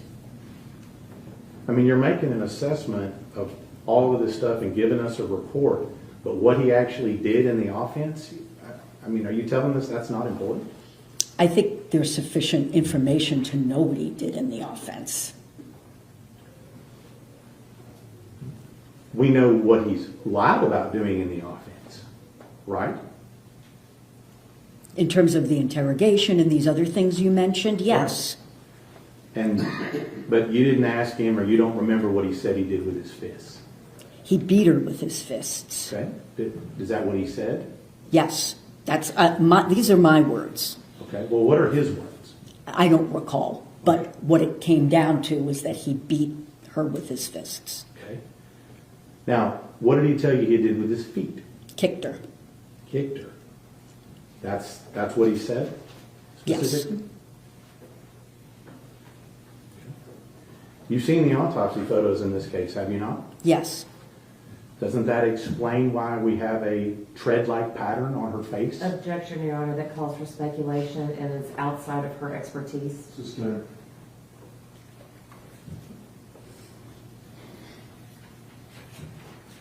So he kicked her and he beat her to death. Right? Yes. You listened to the audio, did you not? Yes. Did you hear the bangs in the audio? Yes. Did you ask him about whether or not those multiple repeated bangs are him hitting her with his fists or hitting him with his feet? No, I didn't. You didn't ask him? No. And I just want to make sure here that if we didn't have your notes in this case, we would have never known that from your report. Is that correct? That's correct. There is not a section on the offense in the report. And I think that, he also said, if you flip the page to the next page, he admits at that time where he's talking to you about how he wanted to have the same truck. And why did he say he wanted to have the same truck? Because, well, there were two things. She had lost control of her bowels, and he vomited after the offense. Okay. And I think your notes say wanted the same truck because there was blood, urine, and feces in the truck. Is that Yes. correct? Goes back to what I asked you about planning. That sounds like planning, doesn't it? What does? The truck, getting the same truck? Keeping the same truck. Yes. Now, let me just ask you this from an objective perspective. Other than him telling you that he did coke, you don't have any objective watching all the video to say that that's true, do you? Objection, Your Honor, asked and answered. Now, you witnessed him go back down the same road the next day. You watched that video, didn't you? Yes. And you witnessed him talking to people and finding out what's going on, right? Yes. What did he say when you asked him about that? I didn't ask him about that. I mean, don't you think that that's relevant to his problem-solving skills? Not necessarily. I didn't have, number one, I didn't have that. I don't believe I had that at the time that I interviewed him, and I don't think that that's not incompatible with his autism combined with his trauma history. I mean, doesn't that explain his knowledge of the consequences of this particular act? Driving back through the crime scene?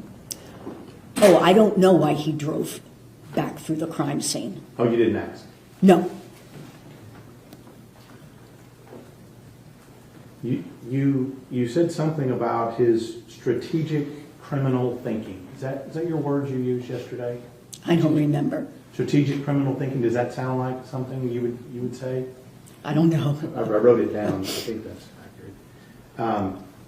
But if I use that term, strategic criminal thinking, you would agree with me that prior to the offense, during the offense, and after the offense, including the day after, his criminal thinking is working very well at that time. I would disagree with that. I mean, he planned for it. You agree with me with that, correct? He didn't plan for it over a lengthy period of time. After it happened, he began to, as I said, kind of catastrophize and had very poor problem solving and planning. Let's talk about sexual assault in this case. You heard him, and I think you mentioned it in here, where he told her to take off her shirt. Did you hear that? You heard him say, take off your clothes. Yes.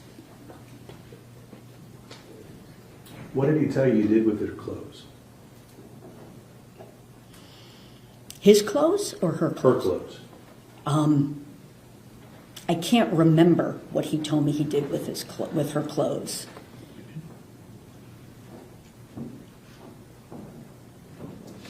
So up until this point, and including with you, he denied doing anything sexual to her multiple times.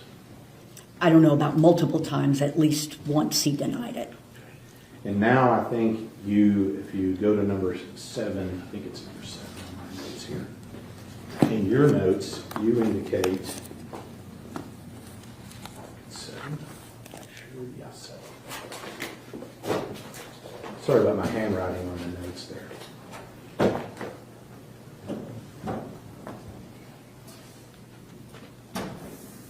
And he says to you, I guess is to explain the reason why she seems like she's gagging, he tells you he's trying to put a pill in her mouth. That's what he tells you. Yes.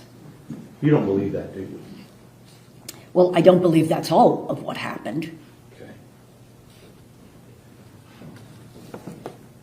What do you believe all of what happened? I believe that he was attempting to have her perform oral sex.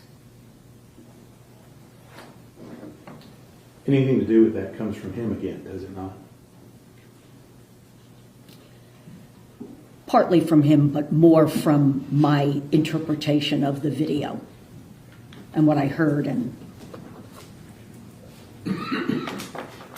And so you've told us a couple of times, so this information he gave you about the pill and the other thing, that's only found in your notes and not in the report. That's right. There is no section on the actual offense. So he says to you in your report, he exposed himself to her, Yes. and that he also masturbated as well at the time, He attempted to, according to him. yes. And when you challenged him with all that and said, hey, I don't believe you, what did he say? I don't remember exactly what he said in that moment. At some point, he admitted to what he had done. But his statement is he tried, but he didn't actually do anything. He couldn't get an erection.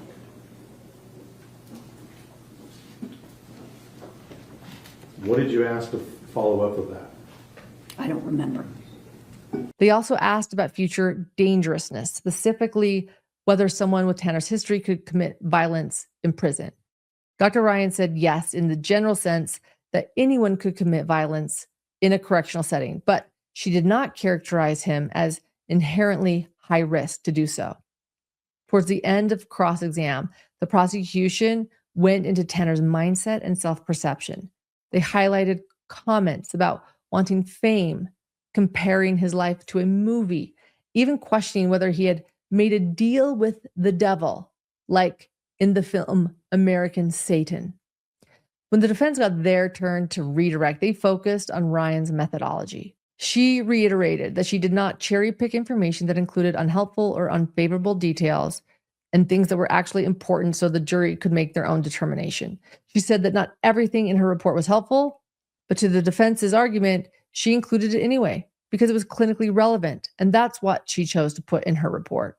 They also revisited antisocial personality disorder, essentially him being a psychopath. Ryan explained that Tanner did not meet criteria for that diagnosis and said that autism and antisocial personality disorder can sometimes blend in. One looks like the other in a behavioral presentation, but they are different conditions. Finally, the defense asked about risk in a very, very direct way. If Tanner were incarcerated, what level of violence risk would he present? Ryan said she would assess him as low risk for violence inside bars, at least based on his underlying psychological profile and traits, even if placement decisions would ultimately depend on the nature of the offense. While watching any trial, I actually try to read along with the live feed comments, check in on trial discussion groups on Facebook and see how many of you are reacting and processing this. I noticed a lot of you expressing similar frustrations about Dr. Ryan's testimony and her perspective. One comment in particular stood out because it really captured a lot of the same sentiment I kept seeing repeated. It says, I don't know what kind of expert testimony I just watched in the Tanner Horner trial today, April 29th, 2026, but it was one of the most contradictory, excuse-filled, victim-erasing performances I've ever seen. Dr. Eileen Ryan, the defense's forensic psychiatrist, spent her entire time on the stand twisting herself into knots to protect a grown man who kidnapped, sexually assaulted, murdered, and discarded a 7-year-old child. And the contradictions were out of control. Let's start with the biggest one. Tanner Horner's drug screen the day he was arrested was clean. No cocaine, no drugs, nothing. Meaning her entire he panicked because Athena saw him doing coke theory is scientifically impossible. She said Tanner only killed Athena because he catastrophized her by seeing him do cocaine, even though he told no one else that story and instead told everyone else the fabricated, I accidentally hit her with my truck lie. She said Tanner told her he proved to himself he wasn't into children by going home and having sex with his fiance, who was 16, by the way, when she got with him, and he was 26. She claimed she didn't know Athena had been sexually assaulted, then said the gagging on the audio sounded like Tanner was forcing Athena to perform oral sex on him. She repeated Tanner's, I was trying to give her a pill lie, then admitted she thinks he was actually forcing a sexual act. She acknowledged Tanner said he got angry because he couldn't get an erection to fully assault a 7-year-old, yet still danced around the fact that Athena was sexually assaulted and still claims that he's not a pedophile and kept trying to blame his autism and the amount of IDKs, I don't recalls, and selective memory was unbelievable.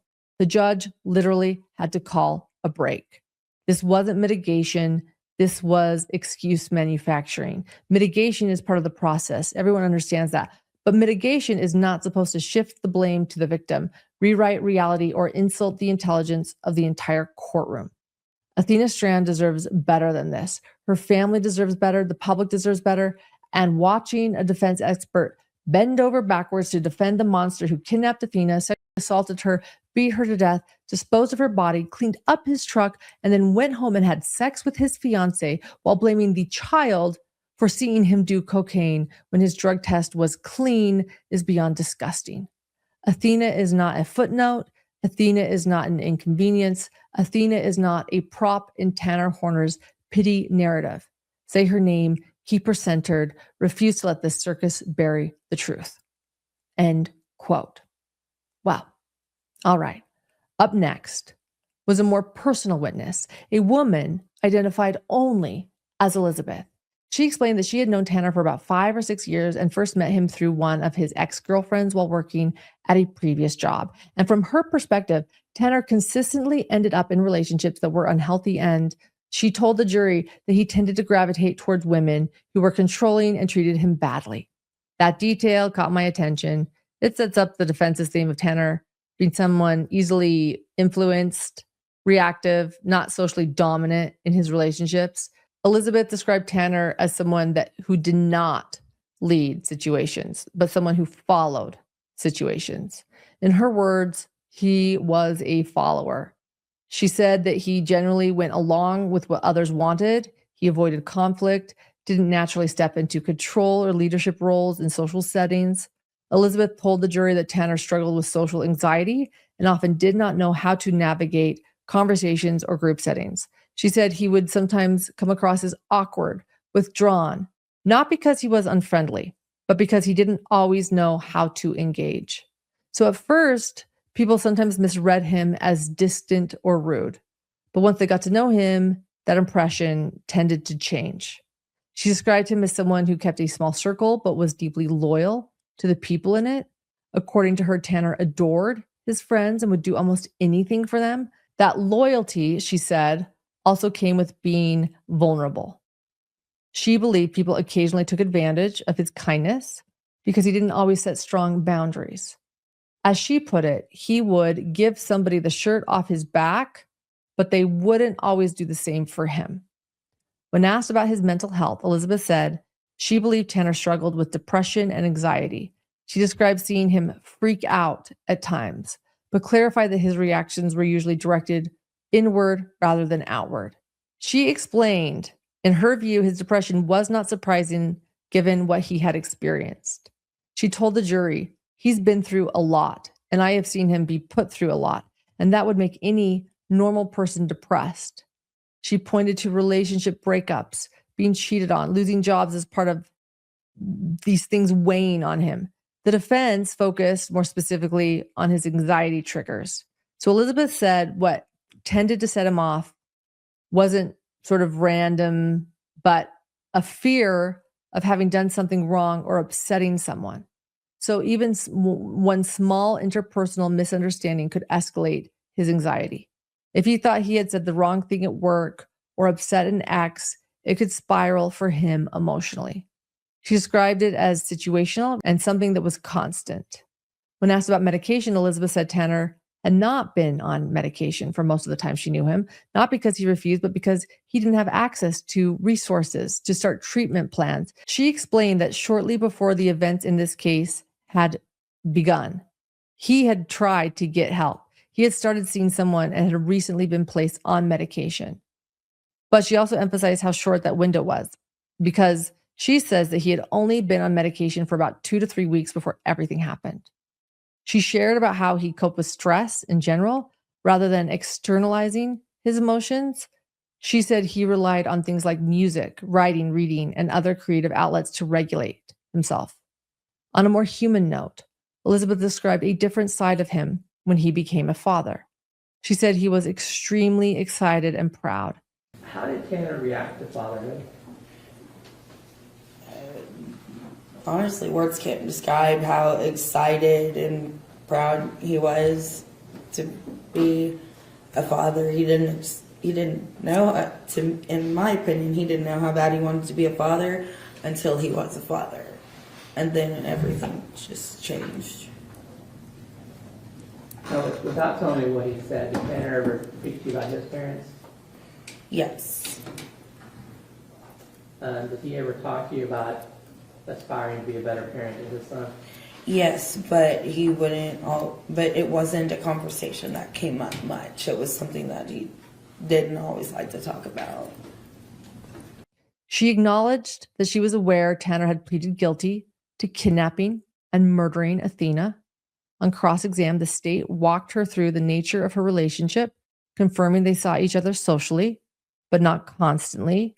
She estimated they spent time together maybe every other weekend, often in group settings like bars, festivals, friends' houses. The prosecution pressed her on the limits of her knowledge about the case. Elizabeth said she had not followed detailed reporting, articles, or videos about what Tanner actually did. She knew the charge and the outcome of the plea, but not all of the facts. And then the defense brought in someone who put things back on Tanner's life and work. This witness was a coworker from a glass installation company, identified only as Lee. Lee explained that he had been in the glass business for decades, around 35 years. Right away, his description of Tanner was more subtle, more about social awkwardness and how he processed things day to day. Lee said Tanner could be awkward in conversation, especially when trying to tell jokes. He described it almost like Tanner would set up a joke, but not quite understand how it would land properly, leaving sort of these uncomfortable pauses where the moment just didn't connect. As Lee put it, he just wasn't good at closing jokes. He was a little different. It's one of those things you notice, but it's tough to put into words. So Lee also said that Tanner struggled with common sense type judgment in work situations, but it was not malicious in any way. At work, Tanner's job was as an installer. He was out doing field residential work, like installing mirrors, shower glasses. It was physical, detail-heavy work where repetition and memory, those things actually mattered for this job. And Lee explained that while you don't need extensive training to start, it usually does take a year or more for someone to really move into a helper role in a more independent lead position. Tanner, according to Lee, never quite reached that faster learning curve. His performance was slower than average, and he struggled with retaining information and skills. Lee didn't say he was incapable of doing the job, but he just simply said Tanner needed more time than most workers to kind of pick things up, fill them out. And there was this sort of, again, important balance in Lee's testimony. Despite the slower learning curve and awkwardness, he was not isolated at work. He said he got along well with coworkers and supervisors. Socially, he was accepted. So, I mean, it's a little confusing. The testimony then switched to something a lot more intense. Lee described an incident from his memory. And what was that? He had carried in some equipment. I got set down. Door got open. It was behind the door. We couldn't find it. Something so simple, but he just kind of lost control. Freaked out. Like he couldn't handle himself. It's kind of like not really screaming, but almost crying and slapping himself in the head and such. So that was kind of directed towards himself. Yes. And was it expensive equipment or just? No, it's just simple stuff.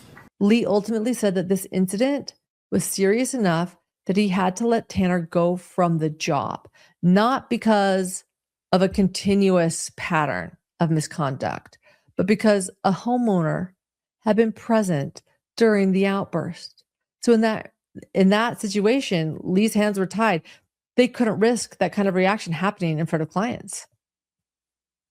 Outside of work, Lee also saw Tanner socially. He described running into him at a nightclub and seeing him in more casual environments. Lee said he would see him outside smoking rather than fully engaged inside with the crowd. But when asked if anything unusual stood out, Lee said no. He said Tanner was capable of making friends, didn't seem socially threatening or volatile in those settings. So then the state tried to narrow the scope of what Lee actually knew and how often he interacted with Tanner. He clarified that he first met him around 2019 and last saw him a couple of years later, and that Tanner only worked at his company for a short period, roughly a month or so in late 2021. The prosecution said that Lee had experienced letting workers go and that Tanner was not the first employee who hadn't worked out. They also dug into Tanner's social life outside of work, including how often Lee actually saw him at bars or clubs. Lee estimated it might have been once every week or two at a time, but admitted he didn't remember everything clearly. There was also mention of Tanner once saying he wasn't allowed at a bar anymore, but Lee couldn't remember the details of why. So then the defense on redirect started questioning him about the job termination. Lee confirmed again that Tanner was let go because he wasn't catching on fast enough and because of the emotional outburst in front of a homeowner. But he acknowledged, despite this, he remained on decent terms and even said that Tanner had received a Christmas bonus that year. And then it was time for the next witness. Up next, the defense brought another workplace witness, Jason, and his testimony took things into a very structured operational world. So this was less about personality, more about how Tanner functioned inside, demanding logistics and jobs where timing and consistency and organization matter every single day. So Jason explained that he was a contractor operating FedEx delivery routes through his business. He managed drivers who were responsible for delivering packages across assigned zones, and Tanner had worked under him for about 5 to 6 months before eventually transferring to another contractor.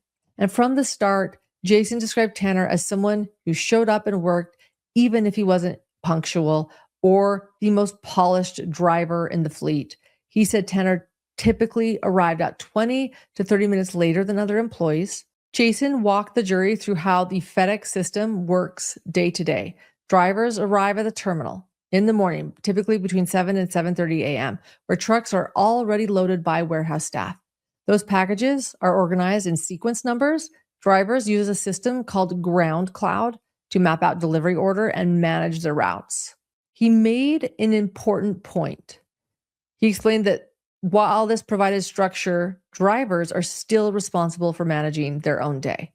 The technology helps guide them, but it doesn't remove the driver's responsibility. They still have to make decisions, manage time, and report back if they cannot complete a route. Jason described Tanner's work ethic as solid, though. He wasn't someone who avoided work or failed to show up, even if he showed up late. He was present. He was capable of doing the job, and he followed through. But the prosecution later highlighted that capability in a more pointed way, especially around whether Tanner could complete his routes. Successfully, Jason confirmed that yes, he generally could complete his assigned duties, and there wasn't a lot of performance issues that prevented him from working in that role. Jason also explained how the job environment changed during peak season, which he described as the Christmas period when package volume could nearly double. The terminal became louder, more chaotic, and more crowded with drivers and loaders. Routes could also unexpectedly change during this time due to staffing shortages, illnesses. He told the jury this is kind of the environment that could be overwhelming for drivers who were not prepared. He also shared Tanner's route had changed multiple times during his employment, but it was stabilized into what was called the Paradise route. The route changes, they are normal. But Jason acknowledged that consistency tends to help drivers perform better, especially in a job where familiarity and geography and delivery orders are sort of laid out and consistent. One of the more human moments in Jason's testimony came when he spoke about Tanner's personal life. He said he knew Tanner had recently become a father and was going through financial difficulties. Jason described him as someone dealing with real-world pressure outside of work. During the time that Tanner worked with you, did he talk to you about his life? He did. And based upon your interactions with Tanner, and again, without telling us what may have been said, did you get the feeling that he was struggling with things at home? Financially, yes. Did you know whether or not he had just become a new father? I did know that, yes. Now, you mentioned the financial difficulties. Did you try to help Tanner with his financial difficulties? Yes, ma'am. I gave him a loan. Do you remember how much of a loan you gave him? I believe I gave him about $1,100 to help him with his family, his living situation. He had car troubles. I just wanted to help him. He needed help. He didn't have anyone else to go to. And he seemed like a good enough person. Jason also said that Tanner had taken a short leave of absence around May of 2022 for what he described as a medical issue. He was gone for about a week before returning to work. So on cross-exam, the prosecution confirmed that Jason oversaw around 20 drivers. At that time, situating Tanner as one of many employees in a larger system. They also walked through how drivers are expected to adapt to route changes and use GPS systems to manage their deliveries. Jason agreed that drivers are trained for that flexibility and that communication with management is part of the job. When issues arise, when asked directly about performance, Jason maintained that Tanner was able to do the job. He confirmed that Tanner could use GPS, manage his route, and communicate when help was needed. He also pointed out that there were no major performance issues that stood out to him, aside from the fact that Tanner had taken that one leave of absence for medical reasons. Up next, the defense brought in a different kind of witness, someone who had known Tanner inside jail. A witness was incarcerated. He was incarcerated with him. He testified that he had become friends with Tanner while in custody. He openly acknowledged his own criminal history right away and listed prior convictions, including assault. And so now the jury was hearing about Tanner through the lens of someone who had lived years inside the system, the jail system, and understood the dynamics. He said he first met Tanner in May 2025, described him as a very informal meeting, and that he had a sort of informal, disarming way. He recalled thinking something along the lines of, "Man, that's a cool little white dude." And so they bonded over simple conversations about cartoons, anime, and just honestly everyday topics. He described it as something that took stress off of the environment. And considering how tense jail settings usually are, he told the jury that one of the first things he noticed about Tanner was that he didn't just get what was going on around him. Tanner didn't seem to understand the social environment he was in either, especially in a jail setting where unspoken rules and social awareness can matter a lot. He also explained something personal about his own incarceration history, saying he had served 13 years flat, day for day, and still had more time ahead. So this showed him as someone deeply familiar with the jail environment, behaviors people need to survive it. And he described his role with Tanner almost like a mentor or guide. He said he would give Tanner knowledge about how to move in jail. Basically means giving advice, like staying to himself, not getting involved in other people's issues, avoiding conflict. One of the more striking moments came when he described Tanner's reactions to basic social interactions. He said Tanner would ask questions like, "What are they trying to do?" when other inmates were simply engaging in normal conversation. The witness said he would have to explain in very simple terms that sometimes people were just asking how he's doing, nothing more. He said the other inmates would try to take advantage of Tanner. He would have to step in when he saw what was happening. He used an analogy of wolves and sheep, explaining that people who appear vulnerable often get targeted inside jail. He said they also talked about everything from news to politics to religion.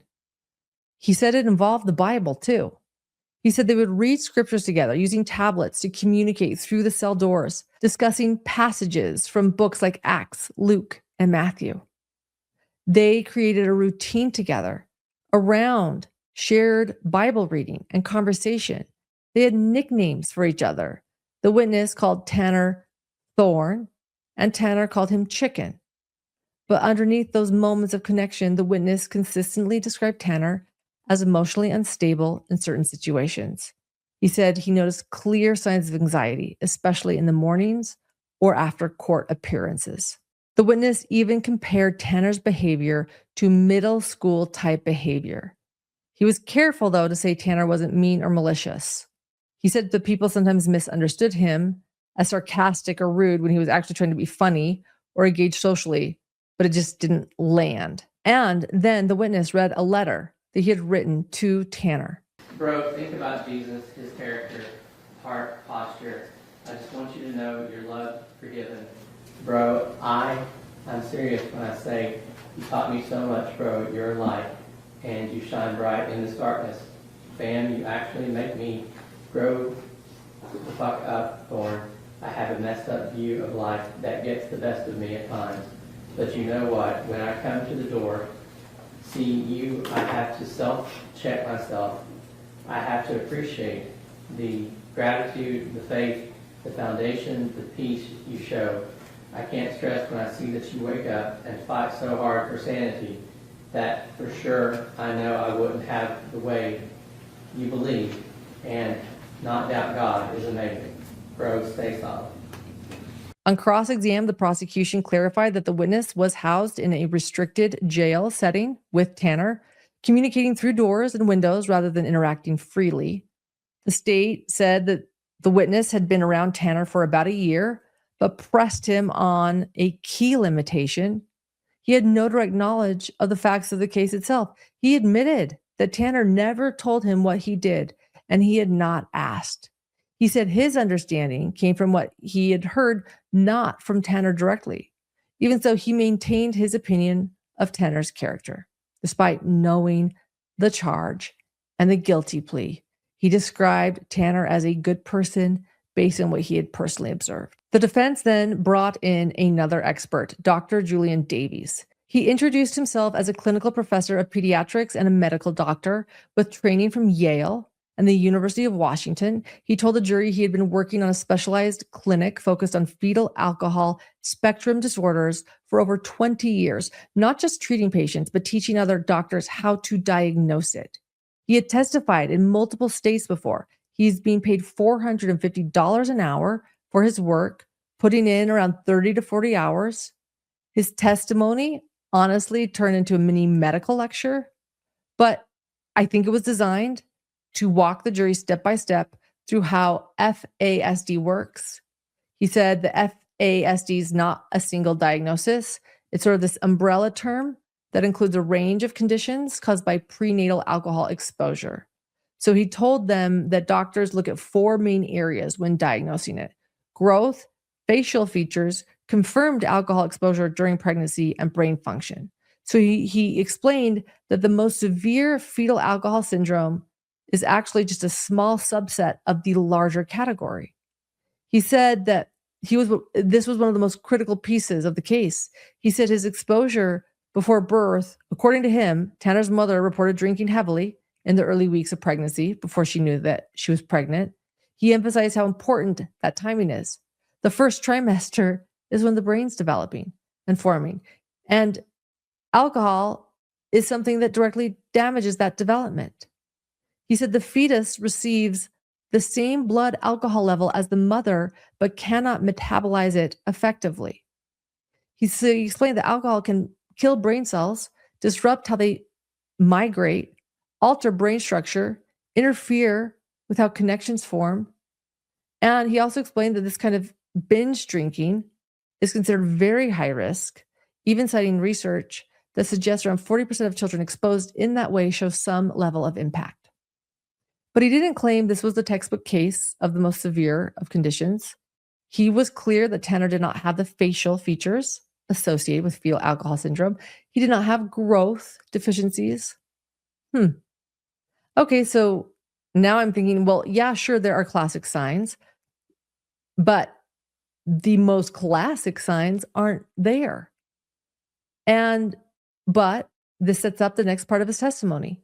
He said the damage can still exist even if you don't see it. He spoke to the jury and he explained the brain imaging results, including MRI, EEG, and PET scans. He said that these showed abnormalities or gray matter and white matter, along with irregular brain activity. And he said those findings are not unique to FASD, and they can also appear in things like autism, ADHD, or head injuries. But what he kept coming back to was this pattern, not a single piece of evidence, but how everything lined up together. And then he moved into cognitive testing. And this is where the list of impairments, they really start to build. He told the jury that Tanner showed impairments with ADHD, autism spectrum disorder, and language and social communication. He said that his tests showed a, quote, significant impairment. So in other words, Tanner scored below the 3rd percentile, extremely low compared to the general population. And then he said that there are some other things like executive functioning issues, memory problems, visual processing concerns, and fine motor difficulties. And he also described Tanner's IQ. Tanner's IQ was around 102 to 103. That's average. His verbal comprehension, above average at one point. And his perceptual reasoning, also above average. But then there is a major drop in his processing speed, down to 81 on one test. Dr. Davies called this a spiky or uneven profile. He said these large gaps between different cognitive abilities are unusual. They're often seen in individuals affected by prenatal alcohol exposure. He said these kind of splits occur in less than 3% of the population. Then came something interesting. He told the jury that alcohol was not the only factor. He listed out everything else that had impacted Tanner's brain over time. Severe lead exposure, which he said is extremely significant, trauma, head injuries, family psychiatric history, substance abuse, autism, wrapped all together into this. He said this was a broader picture where his brain has had a lot of hits from before he was born to now. So not just one cause, not just one diagnosis, a cumulative damage over a lifetime. And so when he gave the final diagnosis, he said Tanner met the criteria for neurodevelopmental disorder alcohol exposed, or NDAE, in the moderate range. And then the prosecution got their turn. They started by questioning what he relied on. He admitted he reviewed a defense-prepared social history summarizing Tanner's background. But he insisted he also reviewed thousands of pages of records and conducted his own nearly 3 to 4 hour interview with Tanner in jail. He described that interview as covering medical history, childhood memories, school experiences, mental health, substance abuse. The state had pointed out that he had not watched all of the testimony in the case and wasn't sure if he had reviewed all available video evidence, only what had been provided to him. Then they zeroed in on the diagnosis itself. To a reasonable degree of medical certainty, you can testify to this jury right now that Tanner Horner, the defendant in this case, the person who has been pled guilty to killing Athena Strand, did not have fetal alcohol syndrome. Is that correct? Correct. All right. Secondly, there's another level before you get down to the level of NDAE, and you called that static encephalopathy. Is that right? Yes. SEAE? Yes. And Tanner Horner does not have SEAE, correct? No, as I testified, he came close to it, but I judged him to have the more moderate brain impairment. And to a reasonable degree of medical certainty, you can testify to this jury right now under oath that Tanner Horner did not have severe brain damage, correct? Or severe brain impacts? Yes. Okay. Then they went back to the IQ scores again. They showed that Tanner's overall intelligence is average, even above average in some areas. They showed that his verbal comprehension, perceptual reasoning scores, they're good. He said that those don't suggest someone who can't understand what's going on around them. They pushed on ADHD. They pointed out that ADHD is common, it's treatable. Tanner had received multiple interventions over the years. Dr. Davies pushed back on that, though, saying that ADHD tied to prenatal alcohol exposure can be harder to treat, and that Tanner may not have had the level of support he needed at home. But the state's point was clear. ADHD does not equal inability to control behavior. And then this direct moment happened. The prosecutor asked whether ADHD could explain what happened in this case. Dr. Davies answered, "I can't use ADHD to explain what he did." So he did add that impulsivity might have played some role, but he did not connect any of these diagnoses directly to the crime itself. That's an important thing to note. After all of the science, all of the testing, all of the explanations, the jury was left with that line that the diagnosis does not directly connect to the crime itself. Fascinating what they're thinking right now. They also challenged his methodology, though, on cross-exam. They pointed out that he did not interview family members directly, relying instead on records and what Tanner told him. They questioned whether missing information in the social history could have affected his conclusions. They pushed on inconsistencies, like the fact that Tanner's IQ scores vary slightly over time, even raising the possibility of malingering.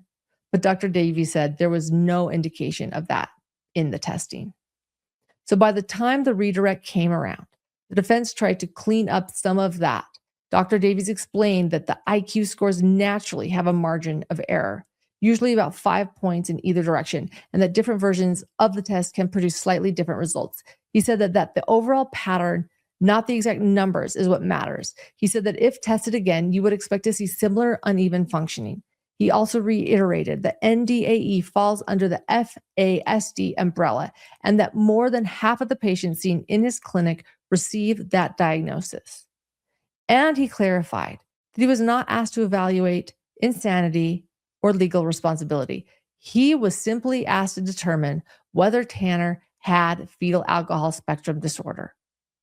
The defense closed the day with Dr. Stephen Yount. He has been practicing family medicine since the early 90s, trained at Texas College of Osteopathic Medicine, completed his internship in Kansas, held an adjunct teaching role. Unlike the prior experts who spent hours dissecting brain development, trauma, and behavior, in 2023, he saw Tanner, conducted what he described as a very thorough 3-hour head-to-toe physical examination, and ordered lab work, blood, urine, standard medical testing, and it was sent off through LabCorp, like any routine evaluation. And then the defense zeroed in on the one thing they clearly brought him in to say. There was something significant in those lab results. According to Yount, Tanner's testosterone levels were quite low. He said his total testosterone was 199, when the normal range for a man his age should have been between 264 and 916. He then made sure the jury understood what that meant. Total testosterone is bound to proteins and not actively doing much. Free testosterone is what affects the body and brain. And in Tanner's case, both were well below where they should be. And then there was an explanation the defense clearly wanted the jury to hear. The doctor started by talking about testosterone not just as a physical hormone, but as something that affects the brain. He said it plays a role in emotion and behavior, particularly aggression. He said the higher testosterone levels can stimulate deeper brain structures, increase aggressive tendencies. And then he flipped that idea. So testosterone is a hormone that is the male sex hormone, androgen. Men and women have levels of it. Testosterone has not only properties for developing adult male characteristics, but it also has properties that have to do with the brain and therefore emotion and therefore behavior. So testosterone creates aggression by its stimulation of some of the deeper structures inside the brain, in the we call it the subcortex, and by creating that aggression, then aggression can find itself manifested as violent behavior. Now, high testosterone is what creates that. Low testosterone, therefore, would be less of an influence on those deeper structures to create violent behavior. And then he went into analogies. He talked about bulls being turned into steers, dogs being neutered.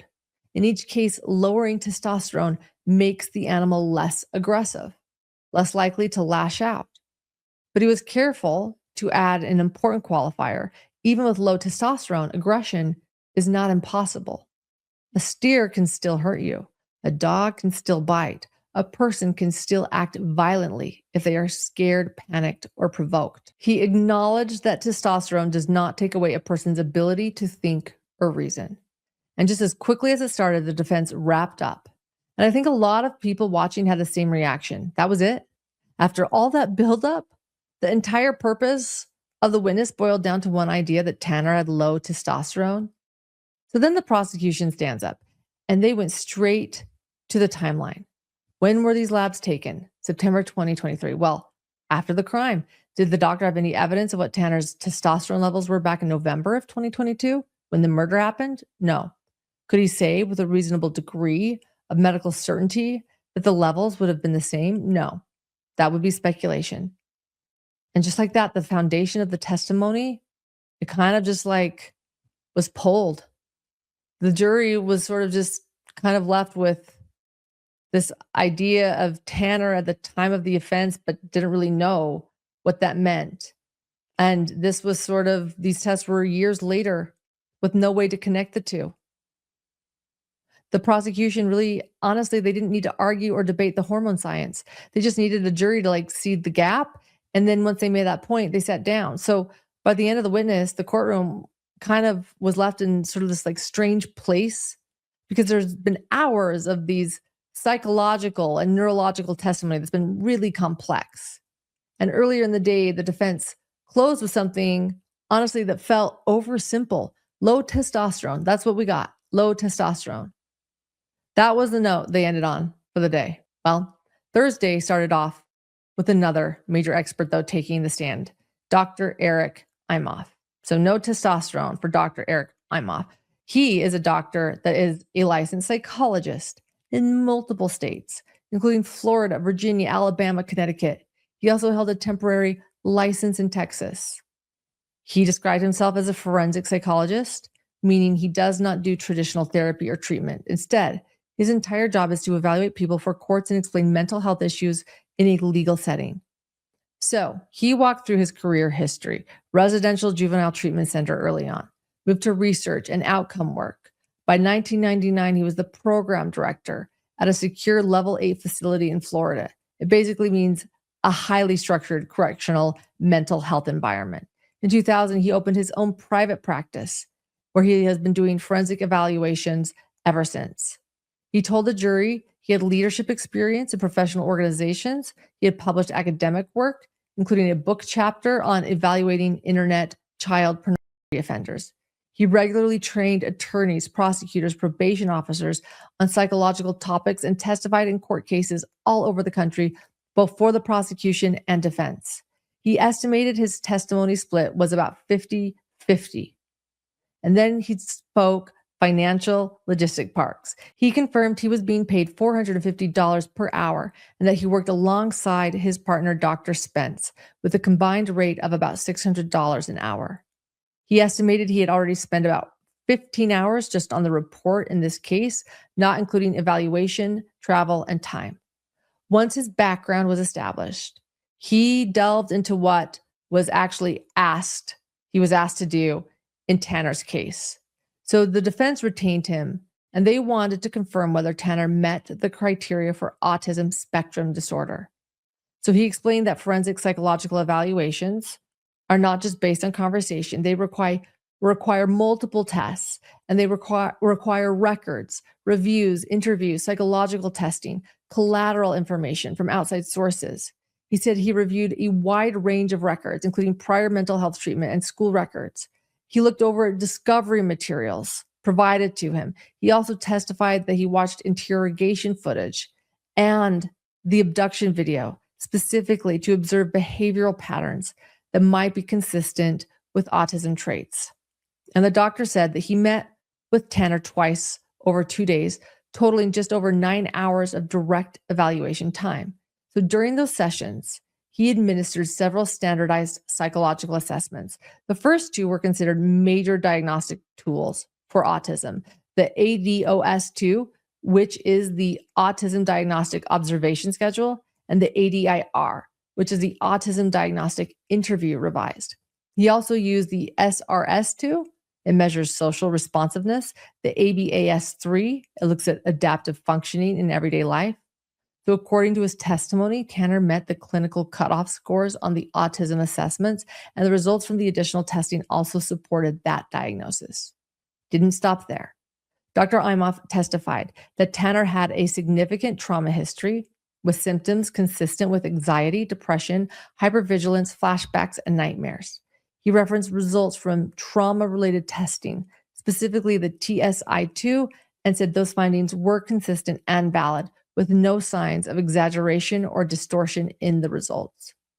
So in that broader evaluation, he diagnosed Tanner with bipolar disorder and generalized anxiety disorder. He also made it clear that Tanner did not meet criteria for antisocial personality disorder. One of the most important points he made was that autism can overlap with trauma symptoms, but in his opinion, Tanner's condition was not explained away by behavioral issues alone.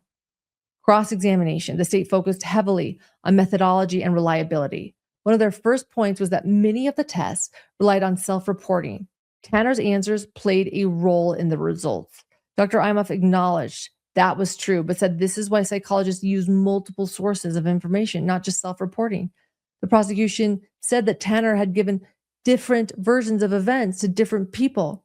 Dr. Imof admitted he was aware of that. That led into the biggest challenge. If Tanner wasn't consistently truthful, how reliable could the testing be? Well, Dr. Imof's response was that his conclusions were still valid because he didn't rely on only Tanner's statements. He said he used validity scales of testing, reviewed records, conducted collateral interviews, and cross-checked information from multiple sources. He also testified that he reviewed interrogation videos and the abduction footage and said he observed behaviors that he believed were consistent with autism traits such as anxiety, difficulty with change, and possible repetitive or self-regulating behaviors. The prosecution pushed him on timing, specifically whether those behaviors could instead be explained by stress or guilt from the crime itself. Dr. Imof responded that some of the behaviors he relied on were present prior to the offense. They touched briefly on substance use. Dr. Imof testified that Tanner reported monthly cocaine use and occasional psychedelic use, but denied other drugs. He also clarified that they did not specifically ask about whether substances were used during the offense. And on redirect, the defense brought him back to reinforcing his conclusions. Dr. Imof testified that school records supported a long-standing autism diagnosis and that the pattern of symptoms had been consistent for roughly 20 to 25 years. He clarified that Tanner was not tested for intellectual disability because that was not indicated based on the evaluation. Well, the next witness, Dr. Kim Spence. Dr. Spence came in as a forensic psychiatrist and also the clinical director of autism support services at STAR, which is a private forensic evaluation practice. Right away, she explained she had been working with individuals with autism since 1993, which meant she had literally decades of experience across children, adolescents, and adults on the spectrum. She also had a long academic and teaching background. She had worked at the University of Central Florida's Center for Autism and Related Disabilities for years, had been an adjunct instructor for about 20 years, held advanced degrees in education and special education, with a PhD focused specifically on autism and transitioning individuals into adulthood. She testified she had published research on autism and vocational transition into adulthood, served on editorial boards and major journals for over a decade, and regularly trained law enforcement, educators, and professionals on how to understand autism in real-world settings. So when she moved into her role in Tanner's evaluation, she explained that she and Dr. Imof together worked on the assessment. Their job was not just to label autism, but to look at developmental history, school records, social security records, and broader life functioning. She said she reviewed educational records, social security documentation, and historical materials, and also participated in testing alongside Dr. Imof. She gave her bottom line very directly. She said, in her opinion, Tanner met criteria for autism spectrum disorder to a reasonable degree of medical certainty. She broke down autism. She explained that autism exists on levels, from levels 1 to 3, depending on how much support someone needs. Autism is not one single presentation. All autistic people look different. It's behavior, routine. And one thing she stressed repeatedly was that autism is lifelong. There is no cure. There are supports, there are therapies, there are interventions, but the condition itself does not disappear. She said that Tanner had received school-based services growing up and was approved for Social Security disability benefits as a child starting around age 10. That meant the government had already recognized him as a disabled child due to the condition. But she pointed out to the jury a key distinction the defense wanted them to understand. When Tanner turned 18, his benefits stopped. Dr. Spence made a point of saying this did not mean that his autism went away. It's just that Social Security disability rules become stricter in adults. Someone can lose benefits without losing their diagnosis. And this is where she gave one of the most vivid explanations, basically describing Tanner's life circumstances in detail for the jury. You had an 18-year-old male who was driven to the interview by his grandmother. You had a young man who had a history, a reported history, had been receiving for 7 years benefits based on that disabling condition, who reported that both of his parents were incarcerated. The interviewer described him as disheveled and not a good historian. And so really, in my opinion, what should have happened and what in most cases would happen would be you would then ask a collateral witness, you would ask a caregiver, and then they could have been afforded records from special education, which were readily available, his mental health records, which were readily available, or the recording of his paternal grandmother, who was taking care of him because neither of his parents were available to take care of him, how able he was to do things. Her point was that the full developmental picture was already there. The defense then went into one of their most important areas of the whole case, causation. They asked her directly whether Tanner's conditions, including autism, Tanner's conditions including anxiety, depression, lead exposure, fetal alcohol spectrum disorder, communication disorder, structural brain abnormalities, could these things have caused him to abduct and murder Athena? Her answer was clear. Like all the other expert witnesses, no. But then they followed up with a more nuanced line of questioning. They asked, is it possible that these conditions influence his behavior on that day or on the days leading up to the event? And she answered, certainly.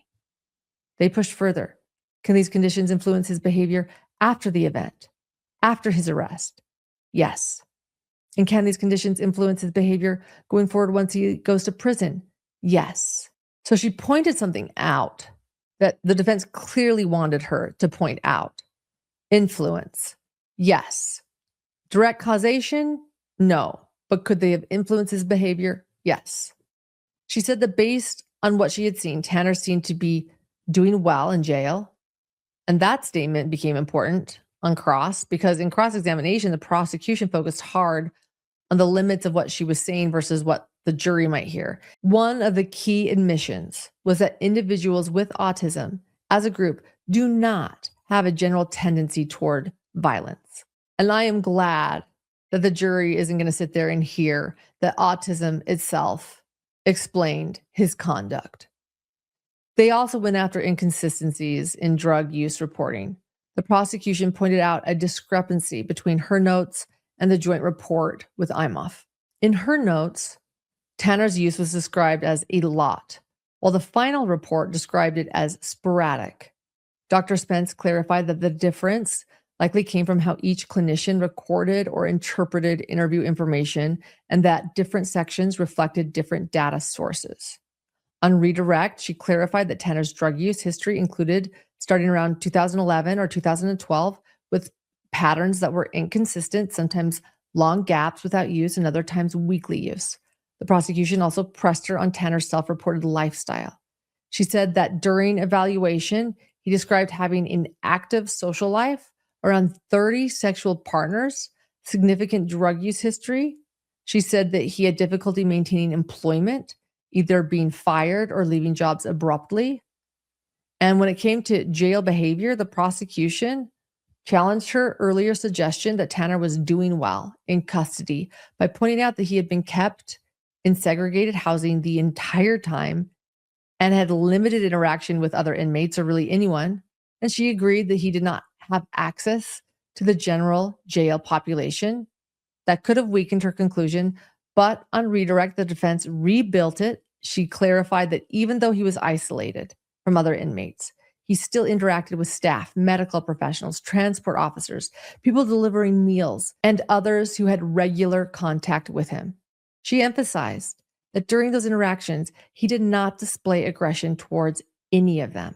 And up next was likely the most important witness of the entire day, Jackie, Tanner's grandmother, the person who essentially raised him. She came on the stand and she walked the jury through decades of family history, decades of trauma and caregiving. Jackie was visibly older, in a wheelchair due to multiple sclerosis, and she told the jury she was on disability. The defense immediately took her into her family background. She testified that she grew up in a home with a violent alcoholic father who was verbally abusive, also physically abusive toward her brothers. She said he would yell, call them names, and present as normal, though in public, but then he would change completely behind closed doors.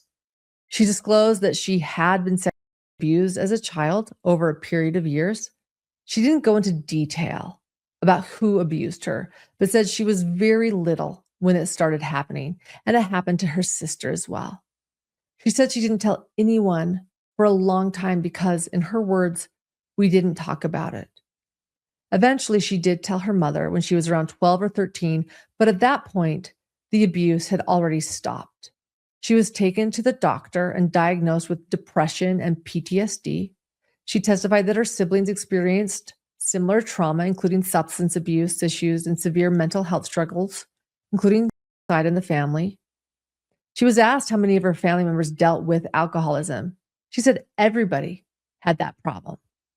She moved into her own teenage years, explaining she left school in 10th grade, got her GED because she became pregnant at 15 years old. She gave birth to Tanner's mother, Melissa, when she was just 16 years old. She described attempting to terminate the pregnancy. Her mother took her to a friend's house to do an abortion, but it was unsuccessful. So she went on to have a healthy baby girl and raised her while working multiple jobs. Jackie explained that she went on to marry Melissa's father, but they eventually divorced when she was around age 3. And she then married her second husband. The defense asked Jackie if Melissa told her that he sexually abused her before they got married, and Jackie said yes. She admitted that even though Melissa had told her that, she married the man anyway. Jackie described a situation where Melissa had placed a handwritten sign on her bedroom door that said, "Whoever's coming into my room at night, please stop." At the time, Jackie said she didn't fully understand what was happening and initially believed it might be related to stepbrothers in the home. Do you remember what that sign said? Something like, it was a big poster that she had on her bedroom door that said, "Who's ever coming in at my room at night, please stop." At the time, did you know what that meant? No, I mean, I automatically thought, oh, it must be a stepbrother, because he had the bedroom next door to the girls. And do you know what it means now? Oh yeah. Well, what does it mean, or what did that sign mean? That her stepdad was coming in there at night. She had told the school. Well, that was my next question. Did she ever tell anybody about that? Yes. But she tried to tell, she told me the first time it ever happened, and I didn't believe her. And how could I not believe a 4-year-old? That's all on me. And I live with that still. 4-year-olds don't lie. From there, Jackie explained that after Melissa told her school what happened, CPS got involved in the family. They opened a case, but no one was ever arrested or prosecuted. However, she ultimately left her husband. She then talked about Melissa's husband, Terry, who Jackie knew was at least 10 years older than her. She described their relationship as toxic, and she knew Terry was abusive. But Melissa eventually became pregnant with Tanner, and Jackie said she was very excited. She gave birth, and Melissa eventually went back to work, so Jackie took care of him a lot during that time. The defense moved into Tanner's early childhood, and this is where Jackie's role as his primary caregiver really came into focus. She said she was happy to take care of him and hoped to be a better grandma than she had been as a mother. Jackie went on to describe Melissa struggling with severe mental health issues, including mood swings and paranoia, and later substance abuse problems, including heroin addiction and multiple rehab attempts. She said she never personally saw Melissa using drugs early on, but acknowledged the addiction history was real. It was ongoing. There were also references to inconsistent treatment, medication struggles, and general instability in Melissa's adult life. The defense asked Jackie if she remembered that time that Melissa overdosed on the toilet and Tanner found her, but she said she didn't remember. She testified that Tanner came to live with her around age 3 or 4 because she wanted to give him a more stable life, and she remembered being very intentional about his routine. She said she had to do and plan everything in advance because he could not handle spur-of-the-moment stuff. She tried to take him to do fun things like watch movies, go to the park or the zoo. She said that there were early signs of social difficulty. One vivid memory is picking him up from daycare and seeing him play alone. When another child tried to join him, Tanner reportedly turned away and stopped responding. The other child then called him weird, and Jackie said that became a repeated theme in his childhood. She told the jury there was always something, a comment that he was weird, awkward, different. She explained these kinds of situations as happening a lot. Despite everything we've heard about Melissa as a mother, Jackie said that she was on top of getting Tanner help when it became apparent that he was different. She made sure to get him tested, and Jackie said that he eventually was diagnosed with ADHD and Asperger's syndrome. She said that it was a relief to learn that something definitive was happening, right? But she said Bill didn't really like people using that as an excuse for Tanner's behavior. He'd say things like, "There ain't nothing wrong with that boy," even though Jackie said something was obviously very wrong. Jackie said that due to his diagnoses, Tanner later received Social Security disability benefits around age 14. He received special education services, including help with social skills. At one point, a specialist even came in to help with those skills, but Jackie said that support eventually stopped and we needed to pick up the slack. She described bullying incidents, including one at a wrestling match where another child publicly humiliated Tanner. Jackie said when she tried to intervene, Tanner's response was not anger, but trying to reassure her. She described him as someone who often tried to make me feel okay about what happened. Tanner, she said, was socially vulnerable, targeted, but Jackie also balanced that with descriptions of his strengths. She said he had a natural talent for things like music and drums, but he struggled deeply when things did not go his way or didn't go the way he expected. Tanner, though, despite all of it, was able to graduate from high school. And then her testimony took a turn. She described Bill as an Army vet who was mad all the time, that he had a really bad temper, would yell, and then ignore her for weeks at a time. She said it was basically Bill's way or no way. Jackie brought up an incident in Tanner's adulthood where her husband at the time, Bill, physically assaulted him with a large wooden stick after Tanner resisted cleaning his room. Bill went back to Tanner's room Had they had an argument before? Yes, but I had not heard about it. Or if I did, it'd been days or weeks. And you mentioned something about a stick. Tell us about the stick. It's kind of like a dowel rod, kind of like. It was about this big, long, about this big around.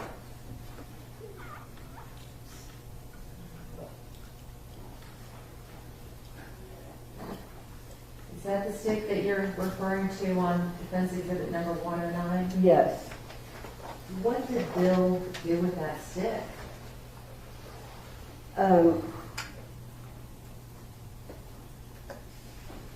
He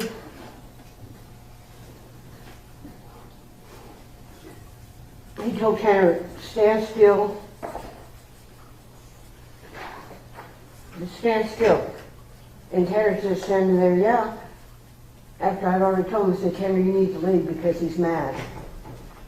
He said, I said, you need to leave because he's mad. And he said, Papa wouldn't hurt me. Well, so he stood there and he acted like he's playing baseball and got that big stick and just swung it at him and hit him across his chest and stomach area. I mean, and it just happened so quick, and he just fell down like, you know, he's a big guy. I'm surprised that he went down like that. So, Bill hit, I mean, he said that he took it like a baseball. Oh, bat, and he swung and hit Tanner with that stick that's in Defense Exhibit 109? Yes. When you say that Tanner went down, what do you mean he went down? I mean, he just went down like a rag doll. Were you afraid? Oh, yeah.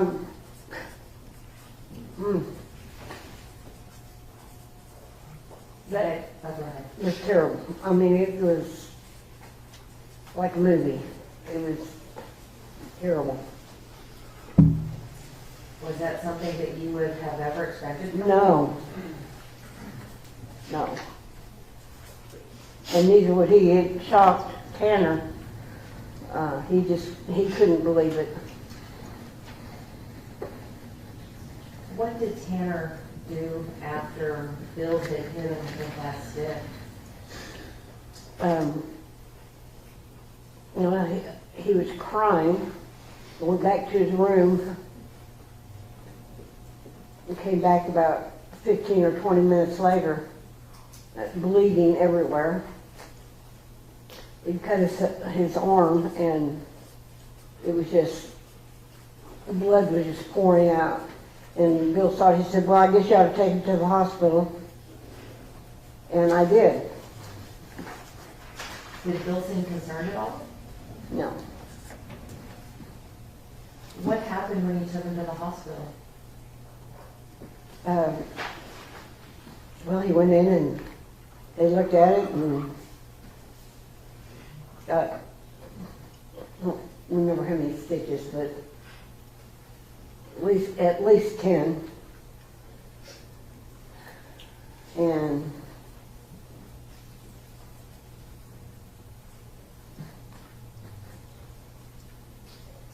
Jackie, in spite of the bullying by Bill, and in spite of being hit, did Tanner still love his papa? yeah, he did, but I think that may have,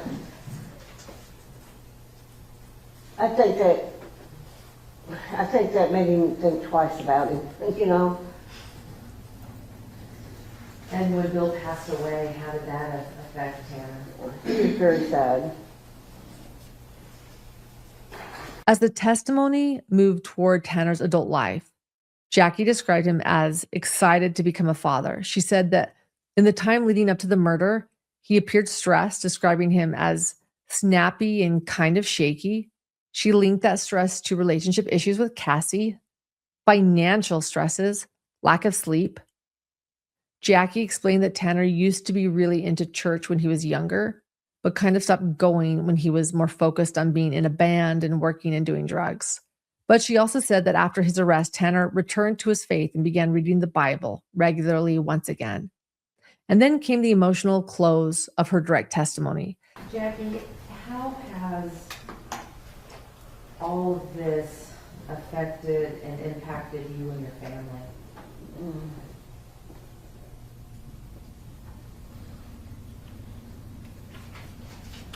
Horrific.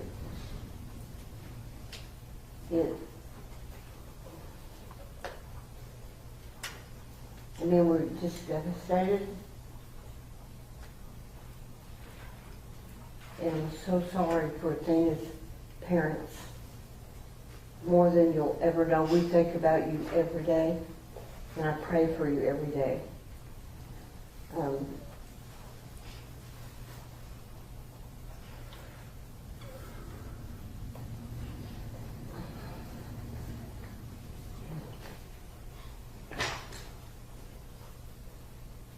I feel like there's nothing I can say to make anything better, and I'm sure there's not.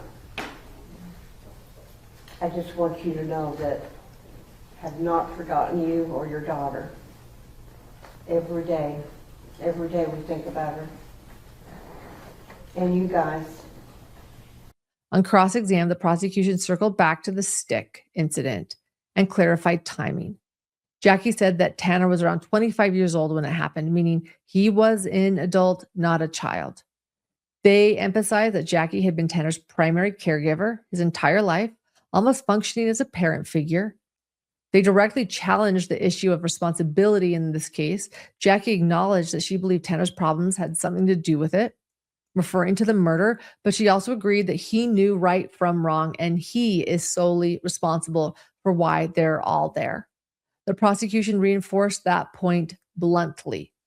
He knew not to kill and he knew not to sexually assault a child. And to that, Jackie responded saying that she was shocked by that and it just didn't sound like him. Another moment came when they brought up Jackie sending Tanner a photo of Athena Strand while she was missing, asking him to be on the lookout. And correct me if I'm wrong, and I want to make clear about this. On the day after the offense, you communicated with him and sent him pictures of Athena, did you not?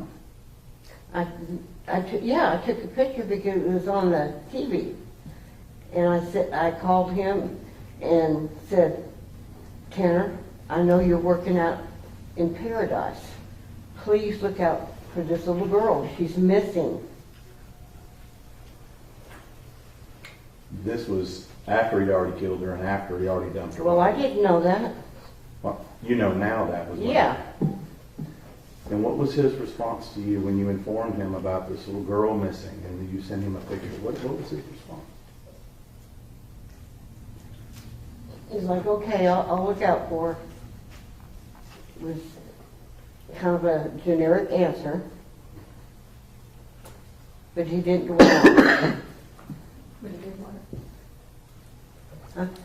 What was your last comment? He didn't dwell on it. He didn't say he did it, did he? Oh, no. He didn't admit anything to you, did he? No. On redirect, Jackie also acknowledged she was still very angry with Tanner and still processing everything that had happened. But she admitted that she still loves him. And with that, Jackie admitting the deep love for her grandson, who's on trial for murder, testimony ended for the week. We'll continue following. Hit subscribe, hit notifications, and we will be here every step of the way. May justice be served.